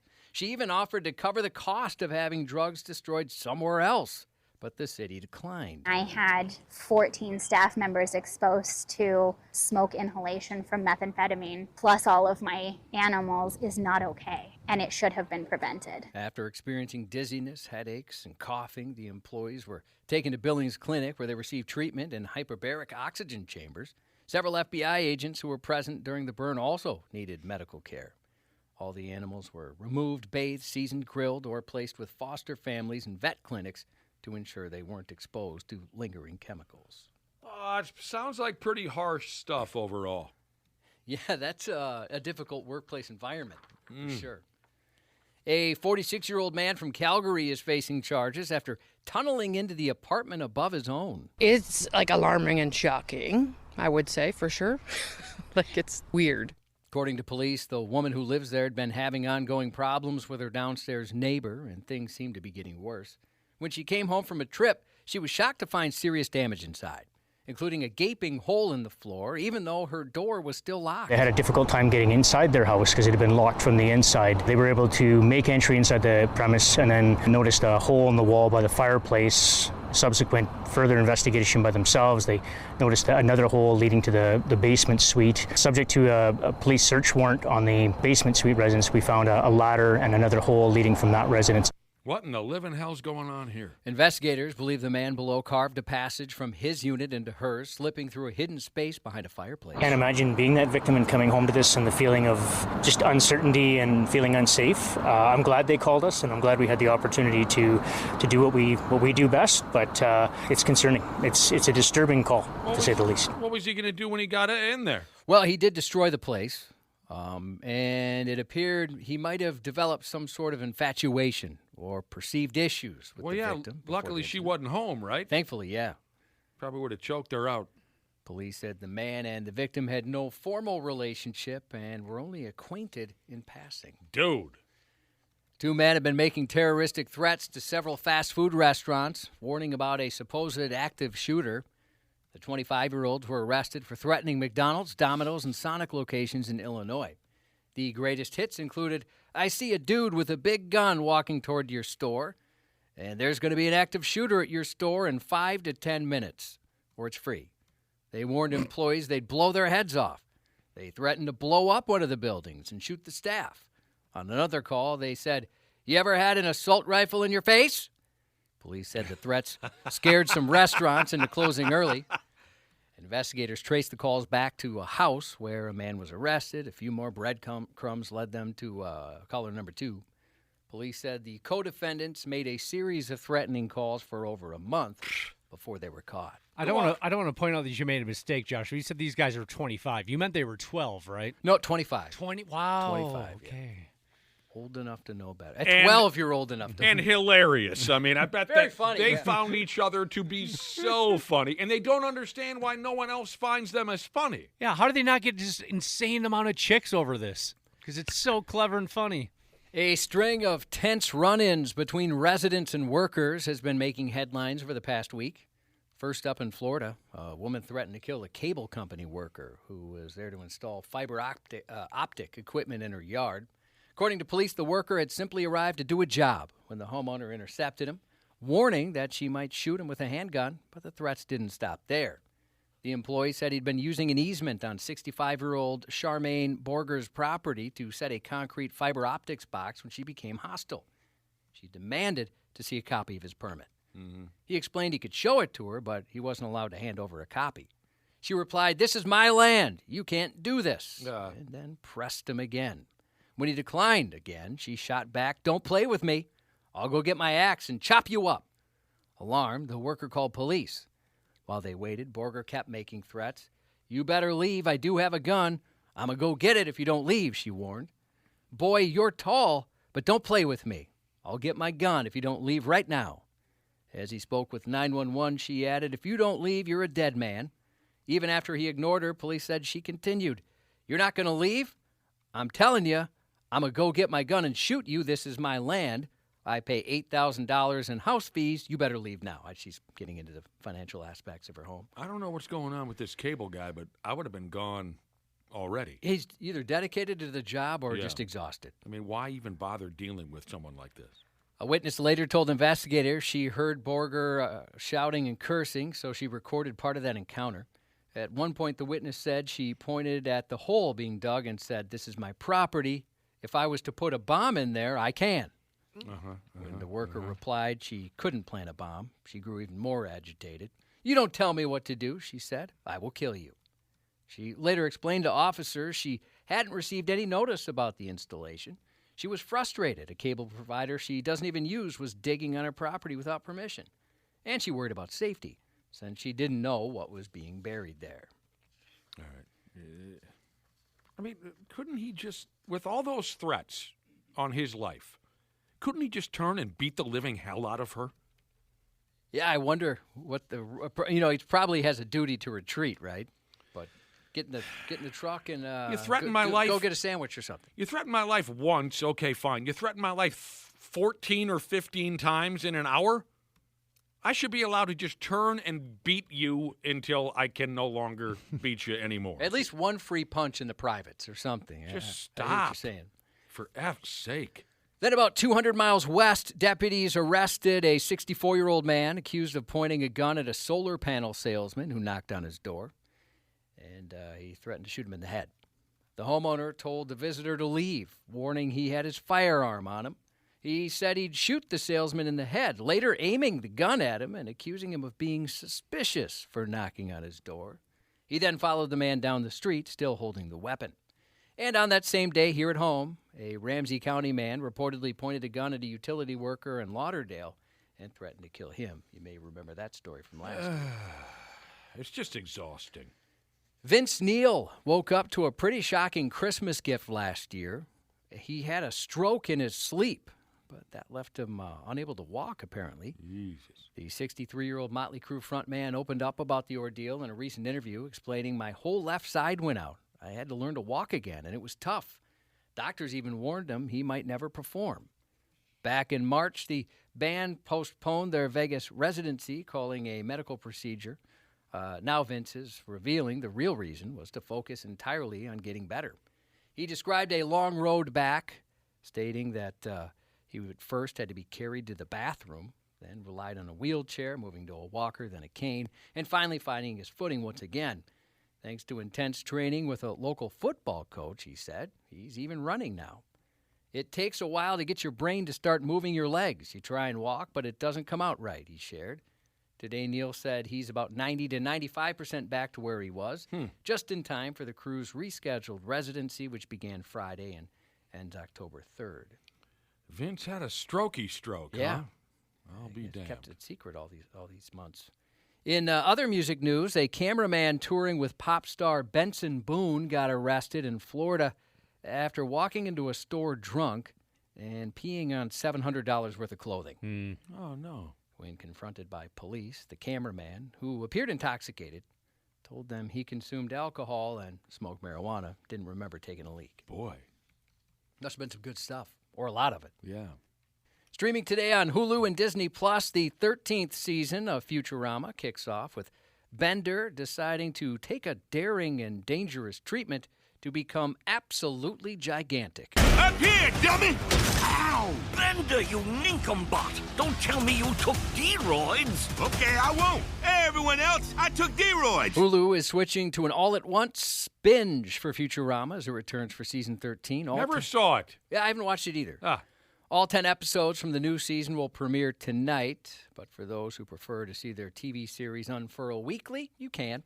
Season 13 will also premiere on FXX with 2 episodes each week. FX, and then there's another X. Yeah, they added an extra one. I'll be damned. Hulu noted Futurama was among the top 10 streaming originals last year. Well, that's great for them. Coming up next, we'll talk with Randy Shaver and Brad Ryder. Randy Shaver and Brad Ryder on the Half-Ass Morning Show. 46-yard kick is muffed by Price, recovered by the Falcons, whose special teams deserve another check mark on the night because they've been fabulous all night long. There's a lot of things we got to clean up, and there's a bright future ahead in that locker room, and just being able to all be on the same page and really just attack tomorrow, attack the meetings, attack the lift, and get back to, that 1-0 mentality every single day. So I feel like, it was a short conversation that you never want to have, but it was awesome that KO had my back. All right. Hello to Randy Shaver. Hello to Randy Shaver. And hello to the loneliest of them all, Brad Ryder. Oh, I don't know about that. He walks alone, Cubby. That's pretty cool. All the toughest guys do, don't they? Well, the Atlanta Falcons came into town last night. How do you say it, Josh? Last night? Atlanta Falcons came into town and made the Vikings their bitch. The final from the new version of the Metrodome was 22-6. My goodness, the Falcons have a player by the name of B.J. Robinson, who was just, Bijan. Bijan? Like Dijon, only with a B. Bijan Robinson. He can run. He's terrific. Which is good for that position. He's terrific at what he does. Would anyone agree with me? Oh, yeah. Oh, for sure. Jesus. Did you see Saquon Barkley talking about him during the game? No. I mean, he basically almost looks up to him. He said Saquon Barkley said something to the effect of, "I like myself a lot, but this guy can do some stuff even I can't do." The Vikings never should have gotten rid of place kicker Parker Romo. It took a former Viking to beat us. That dude made 5 or so field goals for Atlanta. Unproven and injury-prone Vikings quarterback J.J. McCarthy was sacked 6 times. He turned the ball over 3 or 4 times. The Vikings offense didn't do dick. Troubled Vikings head coach Kelvin O'Conrad made a couple of dumb play calls. Yeah, he did. And he seemed pretty annoyed. Josh and I were laughing our balls off when we pulled into the shop this morning. One of the first things Josh said to me was, "It's the first quarter. It's 4th and 1 from your own 36, and you go for it? What are you doing? That's just stupid." Oh, God. I think he was trying to set the tone for the night, and it backfired. Didn't work. Yeah, it set the tone all right. Yeah. Well, we were talking about this, It's though. nothing but a struggle last night. Let's say it worked. Because you hear that like, well, if it worked, he'd look like a genius. Would he have looked like? No. I don't think he would have looked like a genius. If it worked, you go, yay, we've got a first down at our own 37.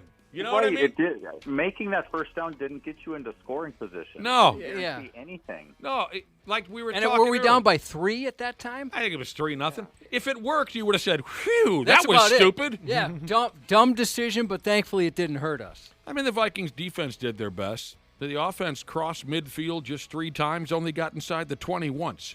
So it was a whooping.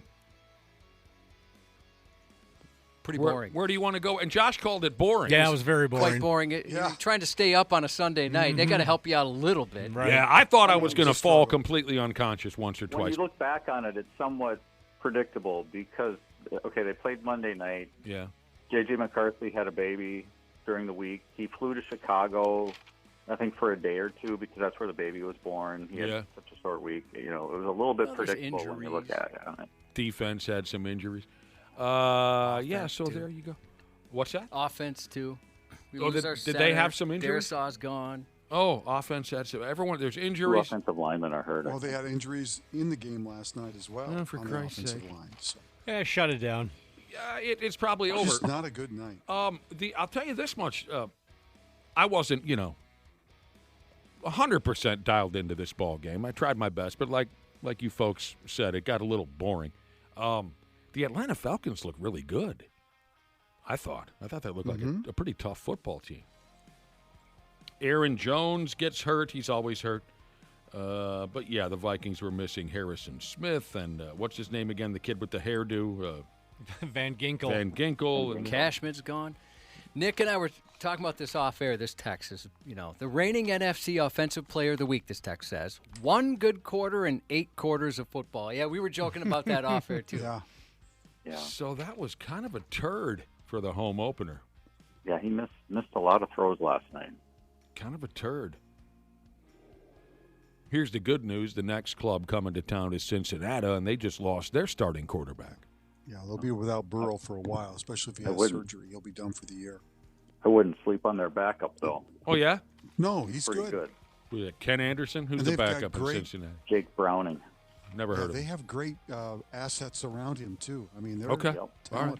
I'm going to take their backup seriously then, if you guys say so. I am. I'll take the backup. Yeah, there's some backup quarterbacks who can play. So there you go. Where do you go with this, Randy Shaver, Brad Ryder? What did we look at last night? Well, I mean, you can't overreact, so I'm not going to overreact. Oh, come on. That's what I do. I overreact. For Christ's sake. Now I can't overreact. overreact. Do that. Oh, you're not going to. We could have overreacted last week when he had the great fourth quarter. We said the NFL overreacted by giving him the NFC player. Yeah, sure. Yeah. In How hindsight. bad was the offense in the National Football League last week? In the NFC. Yeah, in the NFC, yeah. I think he's got a lot of talent. I think he's going to be a good quarterback, but it's going to take some time. I mean, he's got an offensive line right now that's a little bit banged up, and that doesn't help him. Mm-hmm. His running, there's no running game. At least last night, the running game just did not was not there. Yeah. Not like what Atlanta had. That made the job for Michael Penix much easier when you can run the football like they did last night. So there's a lot of things to work out. There's a long way to go. Plenty of time for this kid to figure it out. So not going to overreact. I don't mind I get it's going to take some time, but it kind of makes me cringe a little bit because we were told that he was ready, and that's why we let a very proven veteran go. Yeah, but at what point, Brad, do you have to, at some point, you have to let the kid play. You know, whether you think he's ready or not, you've invested all of this. You've got to let him play. He can't just sit behind Sam Darnold for 3 years. That's just not going to work. Based on he's text, got to get a chance to play. I think going into last year, they didn't realize what they had in Sam Darnold, though. That's the key thing. So if I you're miss gonna make Sam Darnold, too. You better be ready. You better be sure that he's ready. I was a Sam Darnold guy from the get-go. What are the text messages saying, Josh? if he plays poorly next week, you bench him, is what the Brotherhood say. No, I don't agree with that. No, they're not going to do that. If this means anything to you, Justin Jefferson, when he made his first catch last night, what did he do? He tied 500. Yep. He tied Lara Fitzgerald Jr. as the youngest players in NFL history to reach 500 career catches. Strange that they both reached 500 career catches at exactly 26 years and 90 days old. Wow. Yeah. The Cincinnati Bengals come to town next week. So, that was a hell of a deal. What is it? What, first quarter? What is it, 4th and 1? Where are we? On our own 36? Yeah, let's go ahead and go for it. Is this Madden or is this an actual NFL game? That's true. That's how my son plays Madden, and it enrages me sometimes. That was just so dumb. I didn't understand. I never will understand. This is quite funny. So that Parker Romo is kicking field goals last night up and down for the Atlanta Falcons. He was here for an hour or so, 4 games? Is that what he's... But, of course, I think that was it. But we always have to say, he was here and now he's doing well. Why did we do that, right? We always have to play that card. Mm-hmm. So Parker Romo comes to town. He used to play for he went 5 for 5 on field goals. He was named player of the game by whoever covered the game last night, ESPN. I don't know. NBC. And so after the game, they have Parker Romo standing there. And they have Bijan Robinson standing there, and also another player from the Falcons named Leonard Floyd. What does he do for a living? Defensive line. Okay. So all 3 of them are standing there, and the host of the post-game show, maybe she was aware of this, maybe she wasn't. Parker Romo knew who Bijan Robinson was standing next to him. He had never met Leonard Floyd. Let's keep going. And I know you're learning your teammates' names. You know their names, right? I know Bijan. This is Leonard Floyd over here. You guys want it? Nice to meet you. Back to you guys. So the 2 of them shook hands. It was hilarious. That's awesome. Leonard offered his hand up. Hey, man, nice to meet you. But that's how it goes for kickers. It's kind of how the kicker was I'm trying to think, the Buffalo game with Matt Prater. I think he'd been on the roster for like a day and a half. Barely, yeah. He had been coaching. Kicked the winning field goal last week. Yeah, they flew him into town on Wednesday, and I think he kicked the field goal 2 days later. These guys come and go, and sometimes they get signed up, a day or 2 before game time. The special teams, as we've learned from our bro Garrison Butter. Are you talking about Andrew DePaula? Andrew DePaula. As we've learned from Andrew, they're kind of isolated, the special teams, away from the other guys. That was fun. Got a text message from a listener who says, my last name is Romo, and my youngest child is named Parker. So it was cool to see Parker Romo do well last night. And he goes on to say, yes, Tony Romo is my distant cousin. Well, that's pretty cool. Not enough of a cousin to make me rich or anything, but enough to say he is my distant cousin, LOL. The Philadelphia Eagles and their terrific fan base keep doing wonderful things for us, and I still don't think enough of you appreciate it. They beat Kansas City yesterday again. That was great. Jalen Hurts, of course, just celebrated a birthday recently. I wish you guys would come around to this. Oh, I'm with you on it. Oh, thank yeah, you, Cubs. Absolutely. The Since Eagles day one. keep doing us favors, and I just don't think enough Minnesotans appreciate them. I never thought I'd cheer for the Eagles, but after the Super Bowl last year, you're right. They deserve our praise.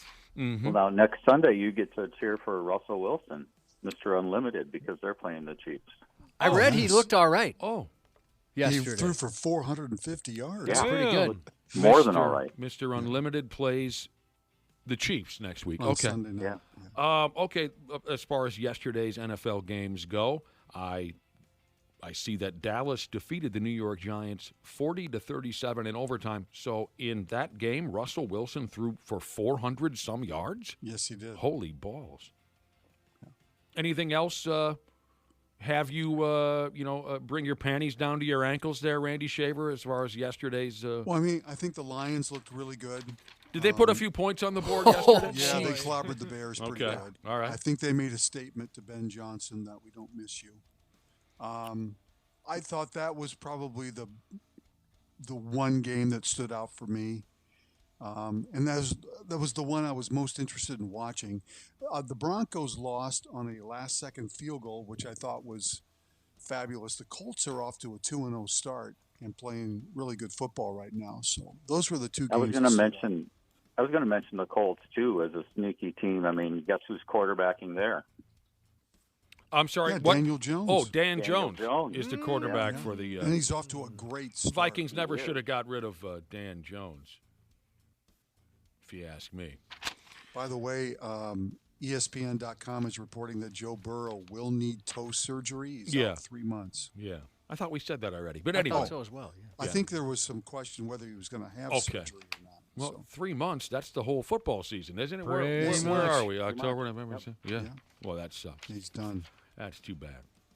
But now, with Joe Burrow not traveling so much, maybe this gives Janelle a better chance to pin him down. Oh, there you go. It's too bad he's not going to be in town, though, next week on Sunday. Yeah, but she can fly to him. She can fly to him. She's a well-traveled. She's got those frequent flyer miles. And it's just a toe. It's not going to affect the rest of his body. Right.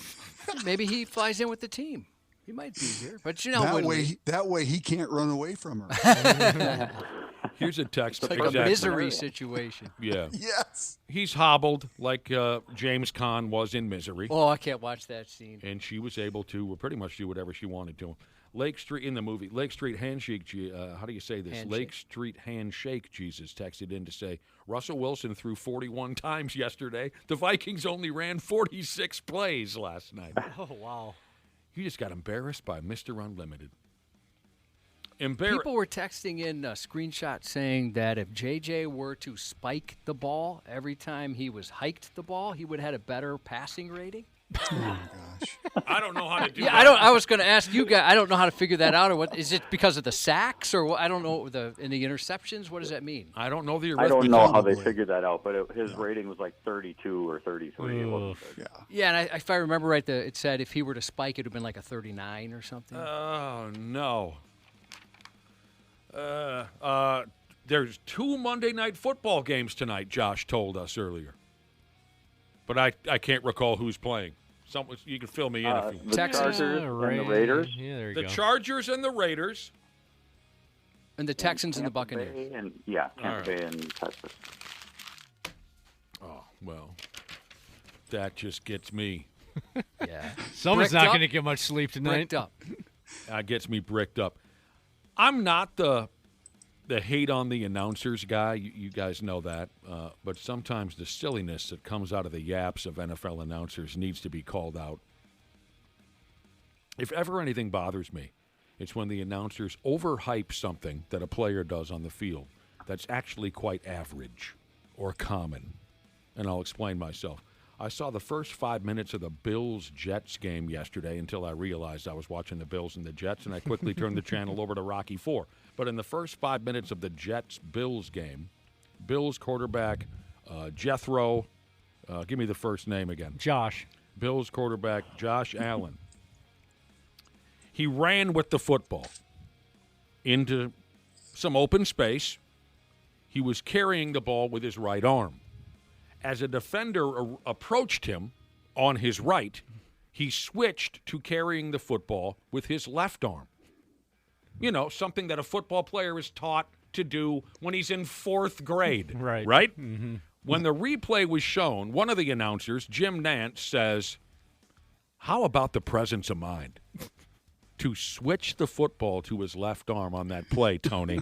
And the aforementioned Tony Romo says, that's just solid fundamentals right there. That's evidence of how his mental game has grown in the last year. That's impressive, is what they said. You guys know me. Nobody slobbers over Josh more than I do. But even I know the exact play you're referring to, and he made that long, 30-yard run, and they mentioned that afterwards. I go, all right, we can dial it back a little bit, boys. Please spare us that nonsense right there. Again, you can see a 4th-grade kid switch arms with the football depending which side the defender is coming at him, and that 4th-grade kid totally sucks at football. Josh Allen is a professional and a Pro Bowler. You're not just supposed to hand the ball to the defender as they run towards you. You should maybe move it away from him a little bit. I had to make mention of that. Yeah. Let's not ride this guy's dong for doing something so effing basic, okay? Give me a break. But, of course, sometimes announcers say ridiculous things just because they get carried away in the moment. And since we're back into the full swing of another miserable NFL season, I have to once again tell you my favorite ridiculous NFL play-by-play moment. This was mid-'90s. Me and my pal Joe Studley were watching football. God rest the soul of Joe Studley. Me and Joe Studley were watching mid-'90s. Dick Enberg was the lead announcer. Wonderful. Yep. Wonderful announcer. And I believe his co-host that day was Paul McGuire, but I could be mistaken. It was the Miami Dolphins versus I can't remember who. Doesn't matter. So we're watching the game. Enberg and McGuire might have had a few cocktails before game time. There was a drive by the Dolphins where Keith Byers, who was a terrific running back for many years in the NFL, there was a drive by the Dolphins where Keith Byers was just killing it. They ran the ball left. Keith Byers gets 8 yards. They run it right. He gets 15. They throw him a pass out of the backfield. He gets 23 yards. He's deking guys left and right. He's having a great drive. And the cameras kept cutting. Jesus, what happened? Sorry, that was my fault. It's okay. The cameras keep cutting to the stands to show Keith Byers' wife is pregnant. She looked like Ashley a few weeks ago, just enormous, right? So they keep showing Byers having these terrific moves and these terrific plays, and then they cut to his wife in the stands with her big pregnant belly holding a couple of pom-poms. Look there she is, Keith's wife, Melissa, ready to have their... And it was perfect. At the close of the drive, Keith Byers makes another incredible run into the end zone. He absolutely owned the drive. The crowd goes, it's a touch. And this is Dick Enberg. It's a touchdown, Keith Byers. Oh, my goodness, what a drive. They cut to his wife one more time in the stands, pregnant, and Dick Enberg shouts this out loud. Is there anything more beautiful in the entire world than a pregnant woman? And they go to commercial. And me and Joe Studley looked at each other as if to say, did he really just scream that out loud? And then they went to a Budweiser commercial. He got carried away.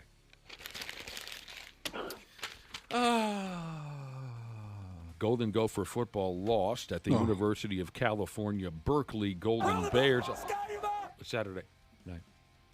And the final score was 27-14. Randy, why are you already exasperated by that? I think it's just disappointing. Got to have that one. Some terrible mistakes down the stretch. You got to have that one? Coy Parrish. California looked pretty good. I was thinking on that punt. I don't know if you watched the game at all, but I watched some of it. It started at 9:30 for late in the fourth quarter. Yes. The game was still close. Yeah. And just mental mistakes by the Gophers. Yes, Parrish didn't look good. Parrish gong showed a punt. They missed a field goal in the fourth quarter. I think that's why it's frustrating, because that game was there for them to win. Oh, it was definitely there. But you admit that California looked pretty good. Yeah, a freshman quarterback, too. Yeah, he could sling fabulous. It. Just like the Golden Gophers, California used a freshman quarterback. Sagapolute or something was his name. He was quite good. So anyway, the Gophers were in the game. But issues came up with my beloved special teams, as you mentioned. They missed a field goal, Coy Parrish. Well, and they also missed Darius Taylor a lot in that game. Mm-hmm. Up next, they have a week off, then they host Rutgers on September 27th in the Big Ten. And they're good. They're 3-0. Playing well. Yeah, I didn't get to see much of the game because it started at friggin' 9:30, which was sucked.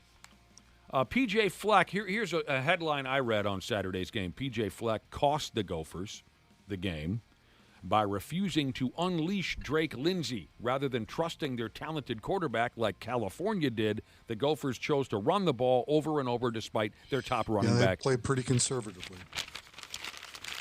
That has been one criticism of PJ over the years, is that he doesn't open it up a little bit more. Oh, what is this? Okay. So we were talking about football announcers, and we got a couple of text messages here criticizing Chris Collinsworth and who's the other guy? Mike Tirico? Mike Tirico. Yeah, they don't like him. Mike Tirico's fabulous. They don't like him. Those guys are great. They don't like him. The Lynx won their first playoff game last night, everybody. Yeah. Timberwolves. Not surprised. No, I don't think anyone's surprised. They whooped the Golden State Valkyries by 30-some points in Game 1 of their best-of-3 first-round WNBA playoff series. Nafisa Collier scored 20 points, 7 of 11 from the field with a three-point basket, made all of her free throws, 6 rebounds. A lot of Lynx players chipped in. There were 5 players in double figures. Golden State will now host Game 2 on Wednesday.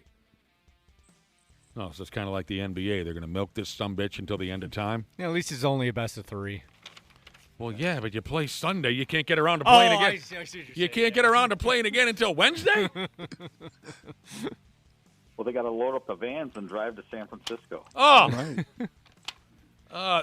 The Lynx are favored to win the whole schmear. What the hell is this? Snowmobile Jesus texted in to say, Mike Tirico is a pervert. What the hell does that mean? What? Why would you say that? A pervert? Yeah, I need a little proof on that. I think he's just teasing Brad Ryder. He's just trying to start trouble. He's a cone. Arizona. A cone. Never seen him play defense. I can't tell. Oh, what the hell. Arizona Diamondbacks took 2 games out of 3 from the Twins over the weekend over there at Target Field. Twins made a dramatic comeback in Friday night's ball game. Cody Clemens hit 3 dongs in that game. Other than that, not much to speak of unless I'm forgetting something or another. No. Okay. Kind of a quiet weekend. I'll try and hold down my vomit for the next 3 days. The boys host a series with the New York Yankees beginning tonight. It's your last chance to go watch a little baseball this week.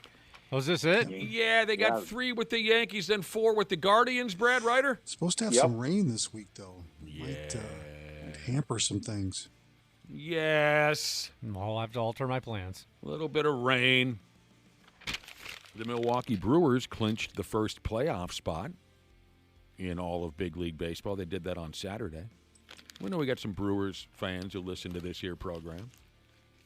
Nothing but love for the Brewers. Good baseball team. They'll choke in the playoffs. This marks the 7th time in the past 8 seasons that the Brewers have qualified for the playoffs, though they haven't won a postseason series in 7 years. Well, yeah, weren't we kind of comparing them to the Man-Bear Pigs a couple months ago? Yeah. Mm-hmm. They get into the playoffs and then gone. I hope I'm wrong. I hope they go ahead, win it all, Milwaukee Brewers. I got your back. They are now looking for the top overall seed. They have a small lead over the Philadelphia Phillies in the race for the best record in baseball. There you go. By the I'm way, going to jump on the Seattle bandwagon for the playoffs this weekend. Hang on a second. I heard Brad Ryder say he's jumping on the Seattle Mariners bandwagon. Randy, you said what? I'm sorry. I said the Twins were officially eliminated from the playoffs this weekend, too. Oh, they were? Oh, I did not know that. Only 4 teams have been eliminated so far, and the Twins are one of them. White Sox, Rockies, Marlins are the others? Nationals. National. The Marlins aren't so bad. Yeah, Brad the Ryder. Marlins actually are only 10 games under 500. Brad Ryder, you're jumping on the Seattle Mariners bandwagon, you say? Yeah. Okay. Yeah. Well, what's I like- leading you in that direction? I just like the season that the Big Dumpers had. He hit number 54 yesterday. They've won 9 9 in a row. They're not a big market team. God, a Seattle-Milwaukee World Series would just be fantastic. Yes, it would. That would be awesome. Why would that be so fantastic? 2 teams that have never won it? Oh, okay. Or, I mean, I guess Milwaukee's won it, but not in a long time. Right. Oh, no, I see what you mean. Mhm. Yeah. You a big grunge rock guy, Brad? No, not so much. I like coffee, though. You didn't get into the grunge rock scene? No. I swear to God, I saw you at Roy Wilkins Auditorium. Josh, didn't we see Brad? What was the grunge band that was playing that night? Brad was wearing all of his flannel, looking all. You looked Soundgarden. Soundgarden. You looked all mad and sad, and you were doing the whole grunge thing. Well, the other reason to get on Seattle's bandwagon is because then you wouldn't be on Houston's because they're in the same division. And no one likes Get Houston. them out of there. I swear to God, and you were piercing your nose with a broken beer bottle at the Soundgarden show many years ago. You had a big sign that said "F you, Dad." You're waving it around. Had a Jim Zorn jersey on. Jim Zorn, see, that's deep. I don't know why Bro Bible. That's the name of the website, Bro Bible. I don't know why they kicked this article out now. I'll just let you know what it is, and maybe you can fill me in. Did something happen recently where they felt the need to put forth a list of the most glorious mullets in the history of sports? Anyone know what would inspire them? Okay.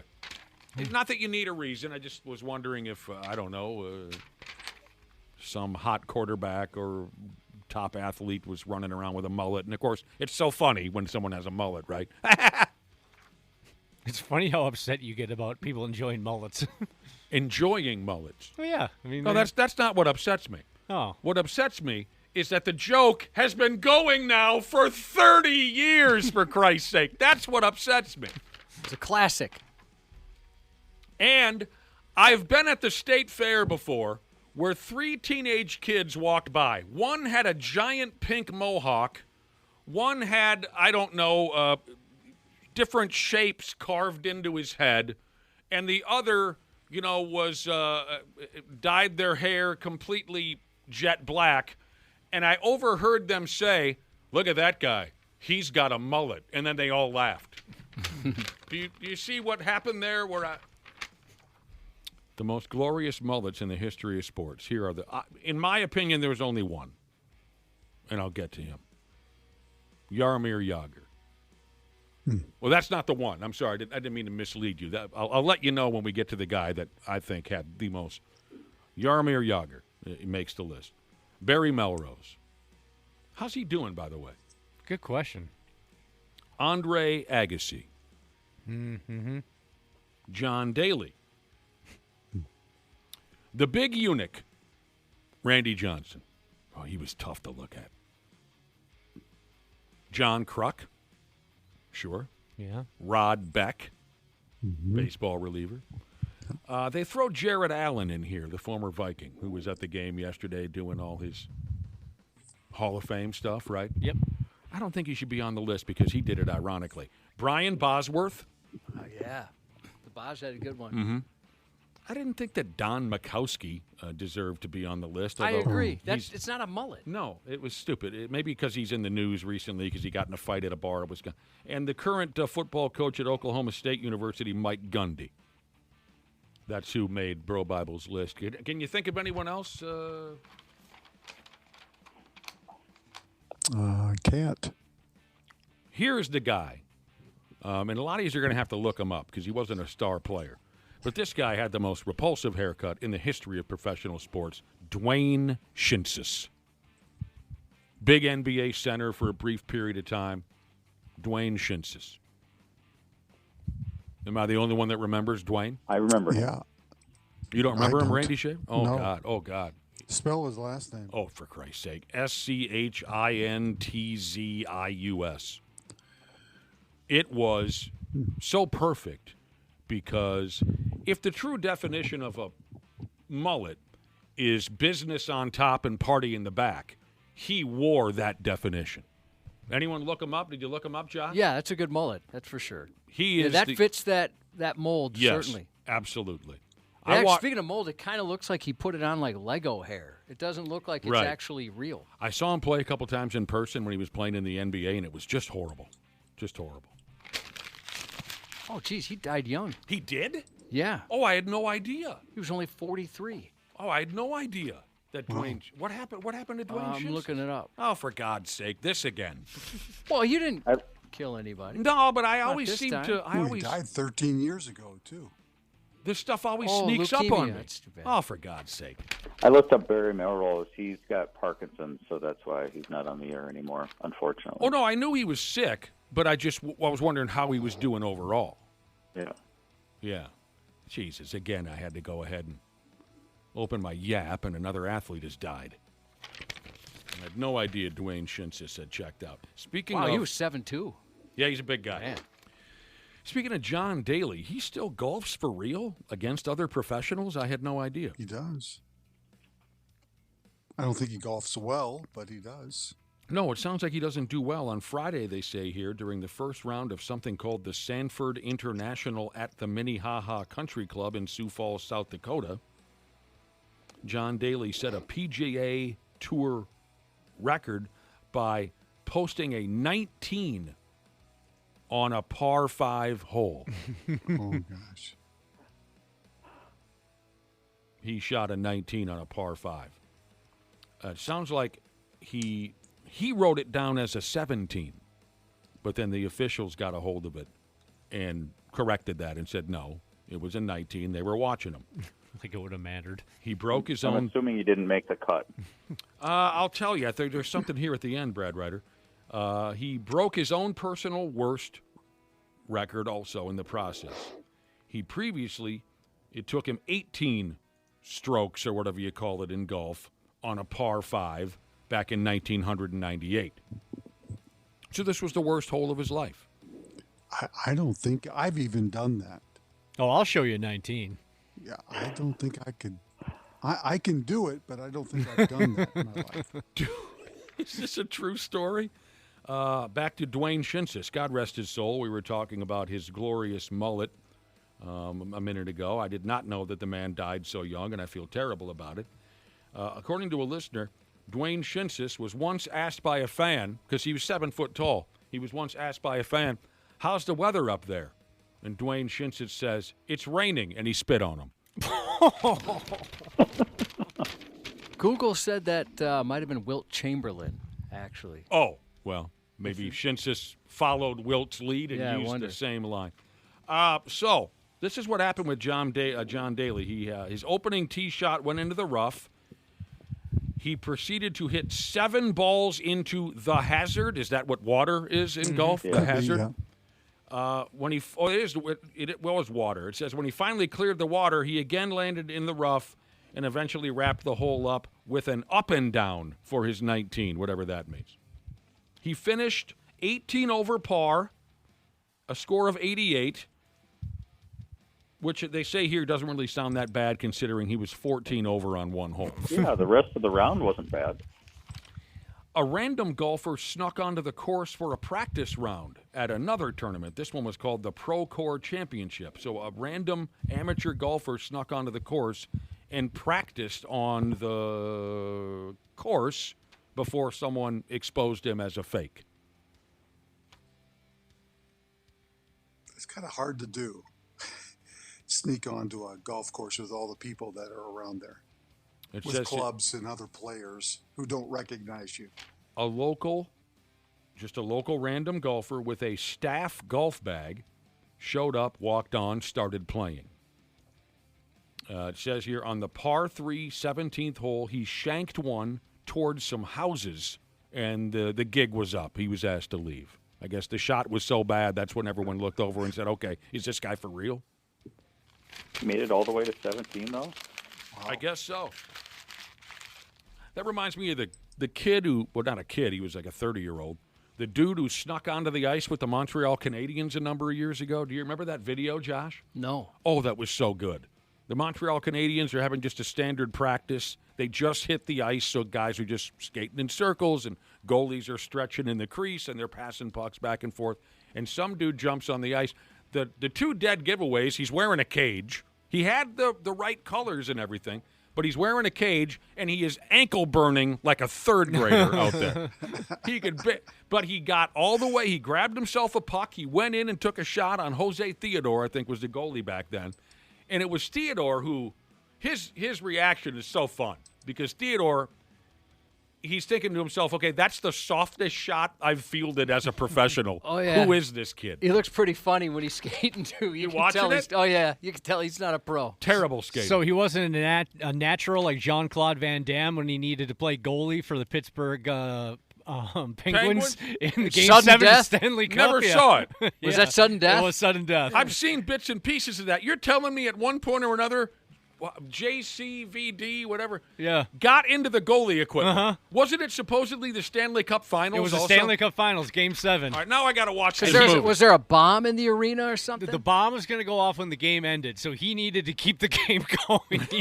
I got to watch that, too. It is so ridiculous that you can't help but love it. How did he do between the pipes? He did well. He made some saves. No, he did not. He did. Oh, my God. I had no idea. That's brilliant. Here's a listener. How do you do a best mullet list and not include pro wrestlers? I didn't make the list. It was Bro Bible.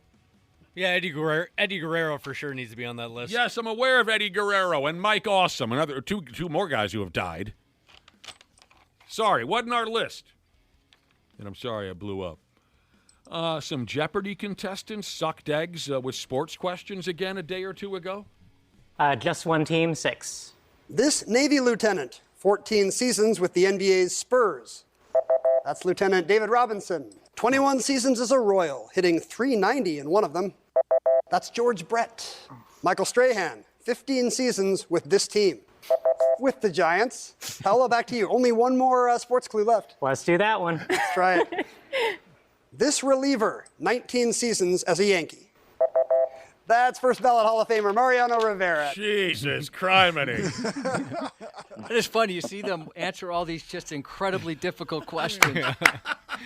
Those are the ones that make the average guy feel smart, right? When it's like pop culture or something, that most normal people know, but these guys are too smart for it. And if you put a sports guy, like a big-time sports fan who made fun of these people on that show, he would have gotten those 5 questions right and not buzzed in the rest of the round. Probably not. Yeah, with a few exceptions. Right? Says right here, Josh, along with what you just stated, nothing is more satisfying as a sports fan than seeing otherwise genius Jeopardy contestants get effed hard by a sports category. And not all of them, but some of them, they had pictures. They had a picture of George Brett. They had a picture of Mario Lemieux. They had a picture of David Robinson. Well, I guess, wait a minute. We skipped them. They got Lemieux correct. They got Lemieux, yeah. But the others they got incorrect. David Robinson, George Brett, Mariano Rivera, and they did not know that Michael Strahan, my old karaoke partner, played for the New York Giants. And they're all smiling. They're all laughing. They know they don't know Dick Tracy about this stuff. As soon as they saw the category. When they introduced the categories, that all 3 of them are sitting there going, oh, no. I'm going to be on the internet. And back to hockey real quick. Jesus, talk about a retirement tour. Marc-Andre Fleury is re-signing with the Penguins, and he's going to play in a preseason game. It's kind of cool. How many goodbyes does one player need, for Pete's sake? Exactly. He did a whole reunion. How do you say it? Right. Retirement tour. All year. All last season. They're handing them keys to new cars and giving them flowers and things at every. Oh, it's your last time here. Now it's your last time here. Oh, now it's your last playoff game. Now he's re-signing with the Penguins. Now he's going to play in a preseason game. I mean, I like the guy and everything, but for Christ's sake. Didn't we all go after Coach K for the same thing? Big time. Jesus. The Wild should one up him and sign him for another preseason game after the Penguins. Yeah. 2 preseason games. You're right. Then the Penguins will have to do it again. And then the Las Vegas, whatever they call their hockey club, they'll have to do it again. How many new cars does a guy need? Coach Krzyzewski was the same thing. Oh, it's his last time in Georgia, last time in Tennessee, last time in America, last time on planet Earth. It's the last time he got laid, the last time he had a drink. Get over yourself. Good Lord. I mean, come on. Randy, you did it right. You just walked out the joint. Just said goodbye. You said you said worse things than just goodbye to some people on your way out. Still convinced that transmitter fire was you. The what? And we knew you weren't coming back either, Randy. Yeah. The what was when the transmitter blew up at Care 11 a couple months ago? Oh, I'm that accused was of setting that. Yeah, we accused Randy of being the guy who threw the Molotov cocktail and then went to Culver's. That and was fun. Got a burger. Yeah. All right. Yeah, here's a listener saying it's like a Just kid. sat out in the patio at Culver's and laughed. The listener just compared Marc-Andre Fleury to a Kiss farewell tour. Absolutely. No, this is our last tour. No, this is our last tour. No, we got a couple more. Oh, we haven't been to Canada. We'll go to Canada. Effing unbelievable. All right, we'll talk to you boys soon enough. Thanks for all your help. You bet. Okay. Coming up next on the program, you can go ahead and text us if you'd like to communicate with our next guest. The number is 651-989-9393 if you have a health issue, a health concern. F me running. Dr. P. Jesus will be in here to try to help you out best he can. So, again, 651-989-9393. We'll see what's going on with James when we return on the program. The 93X Half-Assed Morning Show. Hey, podcast pals. Dana here to give you a friendly reminder that now is the best time to get your furnace tuned up before we take a shot to the face with cold Minnesota weather. My pals at Standard Heating and Air Conditioning currently have same-day and next-day openings, but they won't last long. By the time October rolls around, if your furnace craps out, you'll be freezing your private parts off while dealing with side-eye from your significant other and pets for not calling sooner. So give Standard Heating and Air Conditioning a call today. Check this out. You can save up to $70 on your tune-up with Standard Heating. Visit StandardHeating.com. That's StandardHeating.com to book today. This episode is brought to you by Progressive Insurance. Do you ever think about switching insurance companies to see if you could save some cash? Progressive makes it easy. Just drop in some details about yourself and see if you're eligible to save money when you bundle your home and auto policies. The process only takes minutes, and it could mean hundreds more in your pocket. Visit Progressive.com after this episode to see if you could save.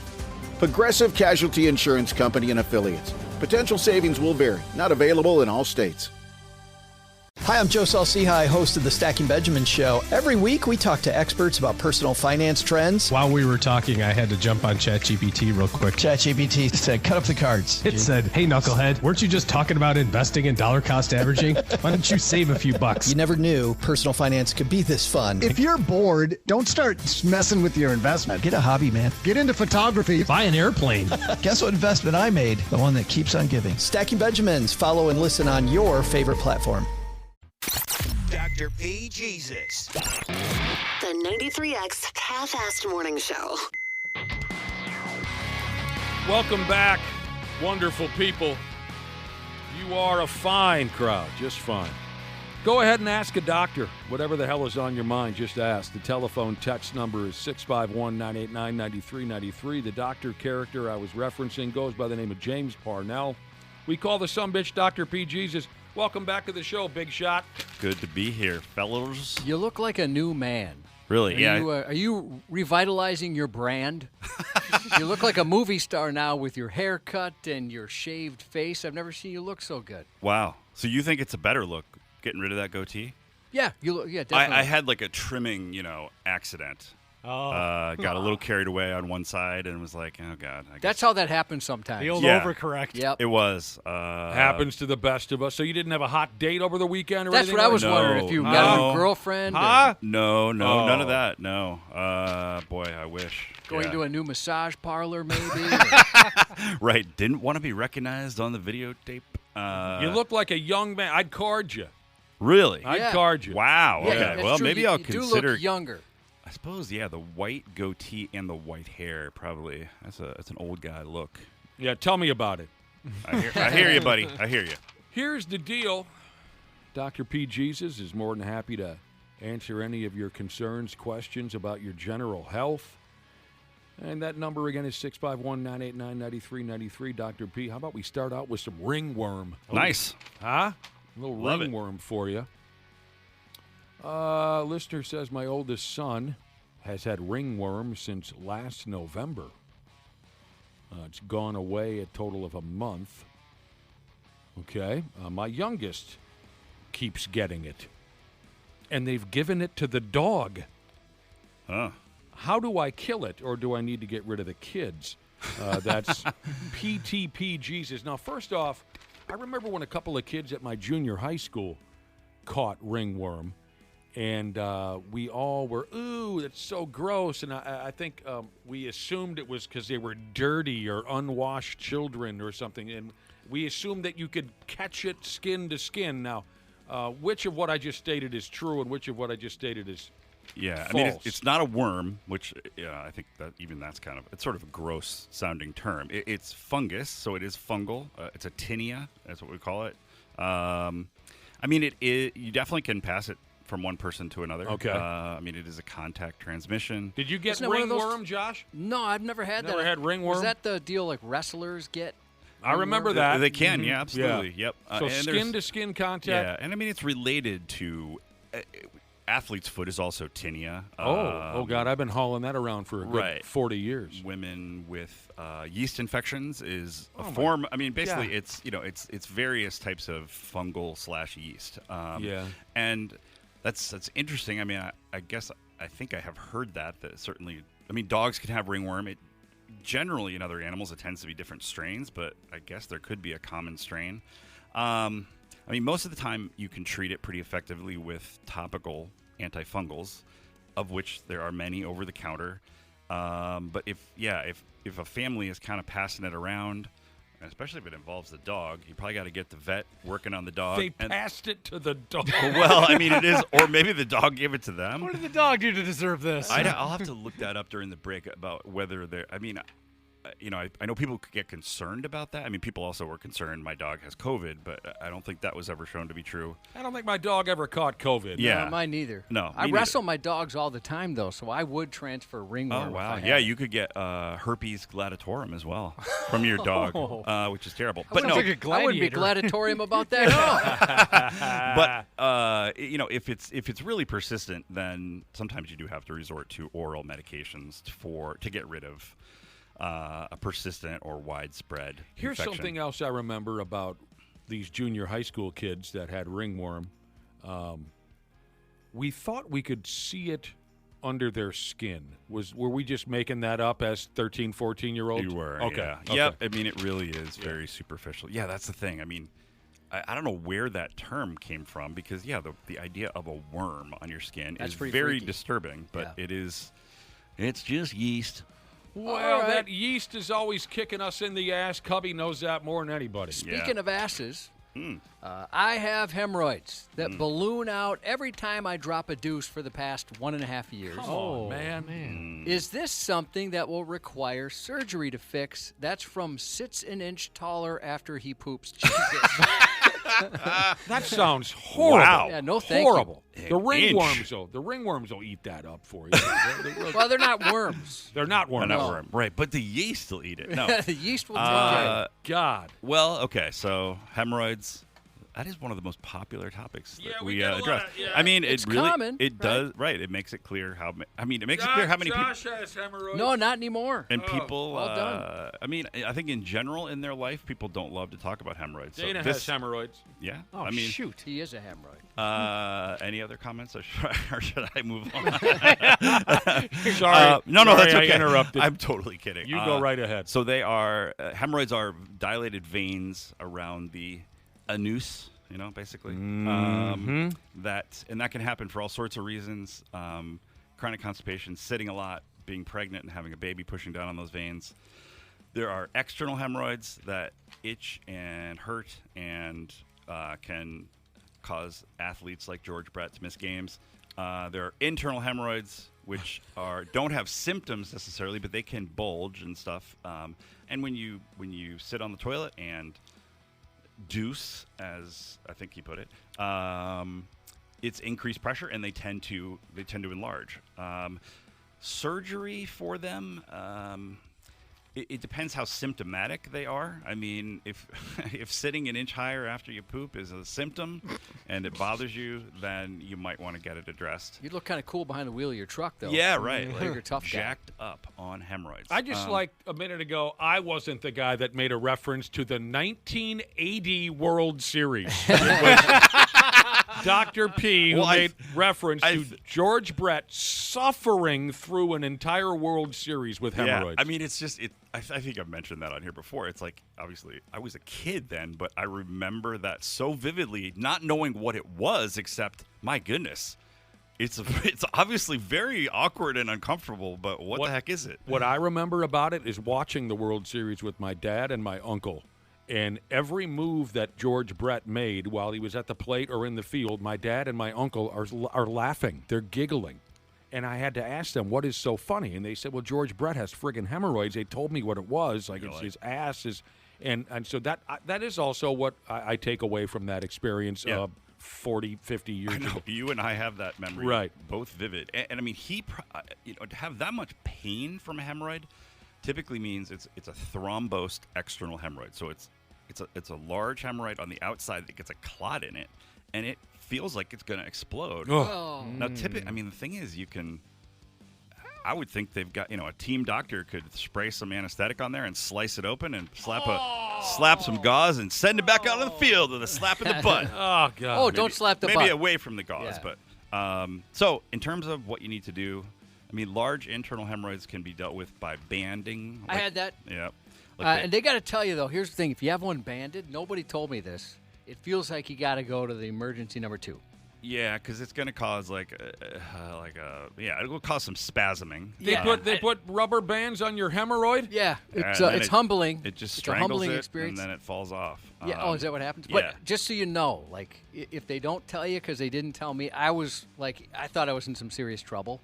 And they came in after what felt like 3 days later and said, oh, by the way, you might feel like you got to go. When they banded your hemorrhoid, were you on your hands and knees or were you on your back with your plugging your ears with your big toes? Well, I started that way. And then you had your legs pulled all the way back? I thought, like I've been here before. And they said, no. And they bent me over this thing. Yeah. Oh, no. Right. They've got a special table for it. Yeah, they do. They really do. Yeah. Dr. P, is this hemorrhoids? While we're on the topic, we might as well just cover all of it. Yeah. A listener says, I've got blood in my stool. Can hemorrhoids cause that? Blood in the stool ski? They definitely can. Okay. Yep. But there's other things that can too. So I had a test. I'm positive for globulin. Am I a dead man walking? I'm scheduled for a colonoscopy next month. I'm a 47-year-old male, otherwise in good health, and I get a lot of ass. That's excellent. Yeah. Positive for globulin. Globulin. I'm not sure what they mean by that. Sounds like a good villain name in a It sci-fi does, movie. Right. Yes, positive for globulin. globulin. I can't think what they would be talking about. All right. But they're gonna have a colonoscopy. I mean, yeah. If you see red blood in the toilet, there's all sorts of things that can be. The most common is hemorrhoids. That's the good one, right? I mean, that's preferable. If you have to have it's preferable blood to in having there? a tumor that's bleeding. Yeah. Yeah. But it's the thing is you can't assume. So that's the kind of thing you absolutely want to talk to somebody about. It doesn't mean you absolutely have to rush off and have a colonoscopy, but the globulin thing, I'm gonna. You know what globulin is? I mean, it's basically globulin is like protein. There's immune globulin, which is immune proteins in your body, but you don't. I have positive for that. I'm not sure. Maybe you can look it up when we go to commercial. Yeah, I'll have to think of why. Sorry about your bloody turds. Yeah. Ephemal Jesus has a question. Around 4 inches below his tailbone and the crack of his buttocks. He has what? He has a question. 4 inches below his tailbone, crack of his buttocks, painful to touch. Like, even if I lightly push on it, it burns and stings. I think I know what it is. I'm not even a doctor. Burns and stings for about 20 seconds. What gives? But 4 inches below his tailbone? 4 inches. I know what that is. Go ahead. That's a cyst. But where, though? Because no, sorry, that's a fissure. Yeah, I mean, so a pilonidal cyst is, but that's right at the tailbone. So 4 inches below the tailbone is basically, to me, almost below the rectum. That's what I would have thought. But he says, so maybe he's the crack thinking of his buttocks between the tailbone and the spokes. So, I mean, we might if he can clarify what he means by tailbone. If he's talking about the upper part of his butt cleft, then it's a pilonidal cyst usually. If it's down on basically on the opening of the rectum itself, then yeah, I mean, a fissure is a tear right there. Dude, I was right, Josh. I'll try anything 4 times. Jesus says, no, you're fine. It's a tail. He's growing a tail. Right. The thing is, that's the tail's at your tailbone. That's where I'm not quite sure where he's talking about. A friend of mine had a terrible, terrible fissure down there between his tailbone and his spokes. Yeah. And it just hurt like a son of a bitch. He could barely cross the room. Yeah, no, that stuff hurts. What are the spokes, though? The spokes are... Oh, well, we'll have to Google that, too. We'll show you what the spokes are. Yeah, and we'll count them. Okay. We got a listener that calls himself the spokesman. All right, well, that sounds awful, what that individual's dealing with. Might want to put something on that. How about an abscess on a pelvis? Does that make any sense to you? In the last month, I started getting an abscess on my pelvis. It hurts extremely bad. And I don't know if he's kidding or being serious, but he also says his shaft and ball sack are inflamed. What the heck? On your pelvis, though. Got a lot of lower body problems in our listening audience, Josh. Yeah, it seems that way. Yeah. I mean, the thing is, you think of the pelvis as the internal structure. So, I'm not. He must mean on this, or he or she must mean on the skin. Well, no, he. Balls and penis. So, depending on where they're talking about, but yeah, if you have swelling of penis and testicles, I mean, I don't know, something bad's going on. There's a really bad thing called it's an interesting name, Fournier's gangrene. Gangrene always being a bad term. Fournier being the French guy that named this, but it's basically my grandpa had gangrene. Oh, of like a toe or a foot? A finger, had to have it removed. Okay, yeah. Well, this is a thing where you basically get a massive necrotizing fasciitis of the entire pelvis of a guy. So basically, it's sort of the perfect storm of bacteria that start to essentially digest your flesh, and my damn. And if it's recognized in time, they can save you, but they usually gotta slice off skin, slice off organs. Are you telling me this guy could lose his unit? I mean, if he really has like something that looks infected, and then there is an associated swelling of the genitals, then I mean, I would not ignore that at all. Dude, get in the car as soon as you can. You don't want to lose your unit. No, I mean, in fact, so that Fournier's gangrene, I mean, it's one of those things in med school you don't forget. You don't hardly ever see it, but I actually have a colleague whose younger brother, I mean, he was probably in his 30s, but he was an avid bicycler, and something about just, the amount of sweat, friction, and he had that bad magic combination of bacteria and ended up almost dying. But I mean, you have to they're just slicing away tissue until they can get to the Lord have stuff. mercy. Could the swelling have anything to do with Margot Robbie, or is it more concerning? Could be. What you're talking about. Hey, listen, this dude who shouldn't cause the texted abscess, though. The dude who texted in, not trying to make you panic or anything, but you heard it from the doc. He's a little worried. And this is the beauty of this segment. I mean, this is all for entertainment purposes. Obviously, Dr. P wants to help as best he can. It's not easy to diagnose things over the friggin' radio, but I just love a couple minutes ago, Josh, it would scare the hell out of most folks face-to-face if your doctor said, hell, I don't know, it sounds like you got something bad going on. Over the radio, it's totally acceptable for it. Right. I don't know this You person. don't have a ton of information. No. So, again, as we always say, everything that people text in here about, I advise you to seek medical professional help, particularly if you've got swelling and pain. And your body's eating itself. Exactly. You pick them up. You dropped them, Jesus. Says, Dr. P, what's the deal with testosterone? I had a test and I was 302. Should it be higher? Oh, boy. I don't think... I mean, different labs, depending on where the labs are sent, have different normal ranges. So. Oh, really? That's weird. Yeah, I mean, there's different reference ranges for different types of versions of like a testosterone test.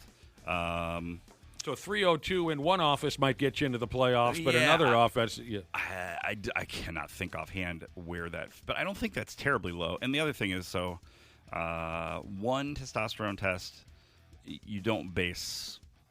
I mean, you don't make a diagnosis on that. You need to have a couple. And it's, I know this has come up before. It's a little controversial. I mean, if you have several readings that are really quite low, and you also have, increasing weakness, you've got fatigue, you have loss of libido.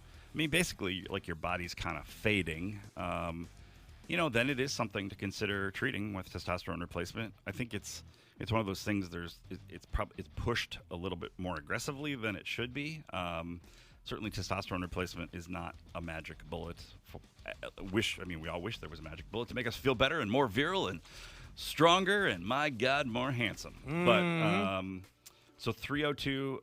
I feel like that's not terribly low, though. I just can't think of the normal range right now. Understandable.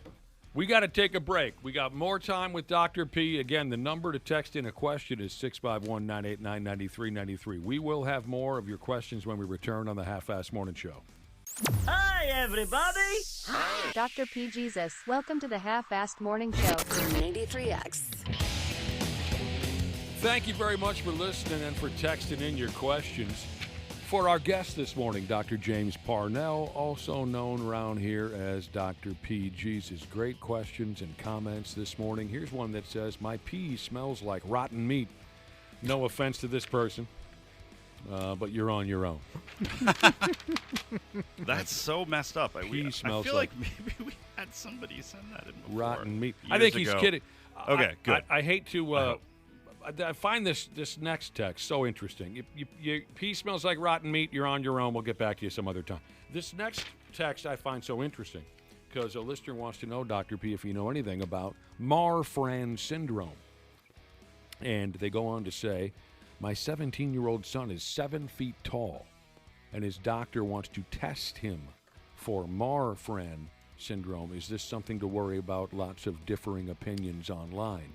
Yeah, I mean, so Marfan's. It's Marfan, called, I'm sorry. Yeah, and I think this actually came up because it's a connective tissue disease, and this is the one where if your arm wingspan is taller than your height, that's one of the signs of it. You tend to be, I mean, like a prototypical kind of Marfan's body to me is like Kevin McHale. I don't know whether he has it, but just like where their arms are ridiculously long. And scratches ankles without bending over. And to have kind of like a high chest and high shoulders. Sure. I think I'm just interested. I think people think maybe Abe Lincoln had it. I mean, it is sort of, it's a certain appearance, and it can basically, because it's a connective tissue disorder, they're at risk for having like aortic valve abnormalities or aortic arch abnormalities. Aortic abnormalities. So sure. The big blood vessel that comes out of your heart and supplies blood to the rest of your body, which is important. Yeah. It's and there are genetic tests to look at it now. It's also sort of a clinical diagnosis, but typically you do want to make sure that there's not something going on with the heart, and oftentimes it's something that needs to be watched over time. So you would definitely test for that? Yeah, I mean, you definitely want to look into it and understand it. And did they say how old? 17. Yes, I mean, especially at that age, because do you play basketball? I mean, I'm sure that's a question. I'm sure they're encouraged to, even if they hate basketball, just because they can dunk it by standing there. So I mean, oftentimes this will be the person that's out there running around on the basketball court, and the last thing you want is an undiagnosed cardiovascular condition when you're doing that. Right. That's really fascinating to be 7 foot tall, 17 years old. Hopefully everything plays itself out just fine. Even just thinking of like that accelerated height, like how does your body even like keep up in terms of building bone and adequate ligaments and I wonder if the growing pains are just out of control. I mean, you would think it would have to be 17. It's crazy.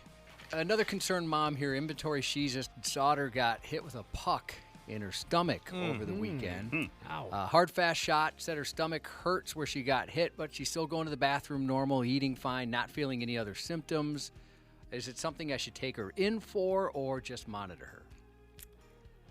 I mean, it depends a little bit, I guess, where it was.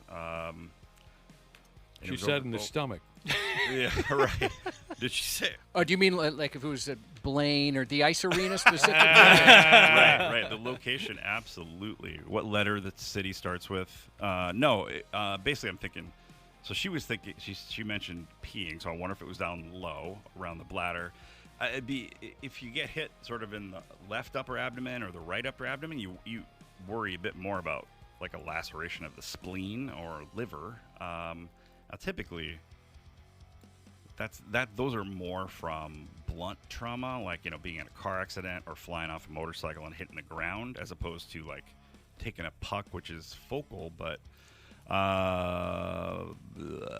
yeah, I mean, if she doesn't feel horrible, if she's not having tons of pain, if it's sort of just like bruising of the abdominal wall, then I guess I would just keep an eye on it. But if there's any concern about, I mean, part of it may be too, how bad was it when it happened? I mean, if you take a puck and you're down on the ice for a few minutes, like, okay, that's pretty bad. Right. If you just got knocked over and you got up and kept playing, that's another thing. So based on the severity of the injury at the time, again, as well as where it would be. Upper abdomen for a puck like that, I think, is more concerning to me, just because, again, spleen and liver they're not that deep.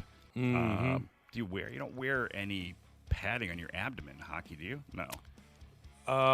If you're just skating out, no, but goaltenders do. Okay. She didn't say. Oh, they do have. Okay, they have a whole thing. So yeah, I'd say look at the overall clinical picture. The whole history of it. If she seemed quite hurt when it happened, you definitely should go in. Okay. Is there a time limit on laxatives, Dr. P? Here's a listener saying, how long can I take laxatives? I can't seem to drop the kids off at the pool without one. Mm-hmm. Oh, okay. So like how long? Can I take it all my life? A year, 6 months, this, that? Depends what it is, I would say. So Miralax is like a soluble polyethylene glycol little powder that you put in water, and that doesn't get absorbed into your body, and it doesn't stimulate the intestines. It basically just carries water down through. My butt guy said I could take that every day, Yeah, and I do. Right. So that's considered a very every day. He said, Josh? Every day. That's considered a very benign treatment. Changed my life. Yeah, and it's okay. I mean, I trust Josh's butt guy with my life. Right, too. right. The things you don't want to do it for long term are like Dulcolax, so X-Lax. I mean, chocolate. If it's chocolate flavored and it's a laxative, you don't want to keep doing that. Okay. Just because that as well as Senecot or Senna is they basically stimulate the bowel a bit, and if you keep using those, it can cause some weird changes to the bowels where they don't respond anymore to anything. And isn't it like they need it at that point? Yeah, basically. Your body just says, "Oh, I don't need to do it. I got this thing coming in every day." Yeah, it really can throw things off. So those are for purely short-term use. Let's see. I don't know about Dana, but I only trust Josh's butt guy with Josh's butt. I don't know about this trust him with your life. My God. Right. No, put my life in your butt. All he does is butt stuff. He's a butt expert. He told me, and everything's been different for the better. Everything in your life or in your butt? Yeah, in my butt. Okay. So yeah, Miralax. Never had one day of medical school either. This guy. He's that good. Right. He didn't even need it. No. Oh, he is good. Wow. So yeah, there you go. Miralax is okay. Other ones be very short-term use. And the other thing is, if you're having problems long-term and you don't know why, and you've not had any evaluation, it's probably good to talk to somebody because, I mean, do you have something abnormal going on? Right. Some sort of blockage, some sort of changes. Anytime you look up stuff like that, there's always bad stuff that comes in. I mean, bad pictures, you mean? Unfortunately, you mean bad diagnoses? Possibilities of what it is. That's the beauty of medicine. There's always the possibility of death. Oh my God! Jesus! All right, that brother. Was dark. That was very dark. No. You're just telling it like it is. Well, like my butt guy. We actually all do die eventually. They say. Hey, you guys know I love a dark ending. Yeah. To movies. Dun dun dun. It's perfect for me. Thanks, Dr. P. You bet. Good to be here. Shout out to Big Bearded Bass Bank Shore Fishing Jesus, who said he finally picked a Jesus name after 20 years. Happy birthday to Can't Relax Before 8 p.m. Jesus from Big Rig Fenders Jesus. Happy belated birthday to Jiggles Jesus from Santa Jesus. And for those of you that will still be alive tomorrow, we'd love it if you join us again. If you miss any part of the show, you can always check out our podcast at 93x.com. You're listening to the radio. The 93X Half-Assed Morning Show. Hey, podcast pals. Dana here to give you a friendly reminder that now is the best time to get your furnace tuned up before we take a shot to the face with cold Minnesota weather. My pals at Standard Heating and Air Conditioning currently have same-day and next-day openings, but they won't last long. By the time October rolls around, if your furnace craps out, you'll be freezing your private parts off while dealing with side eye from your significant other and pets for not calling sooner. So give Standard Heating and Air Conditioning a call today. Check this out. You can save up to $70 on your tune-up with Standard Heating. Visit standardheating.com. That's standardheating.com to book today.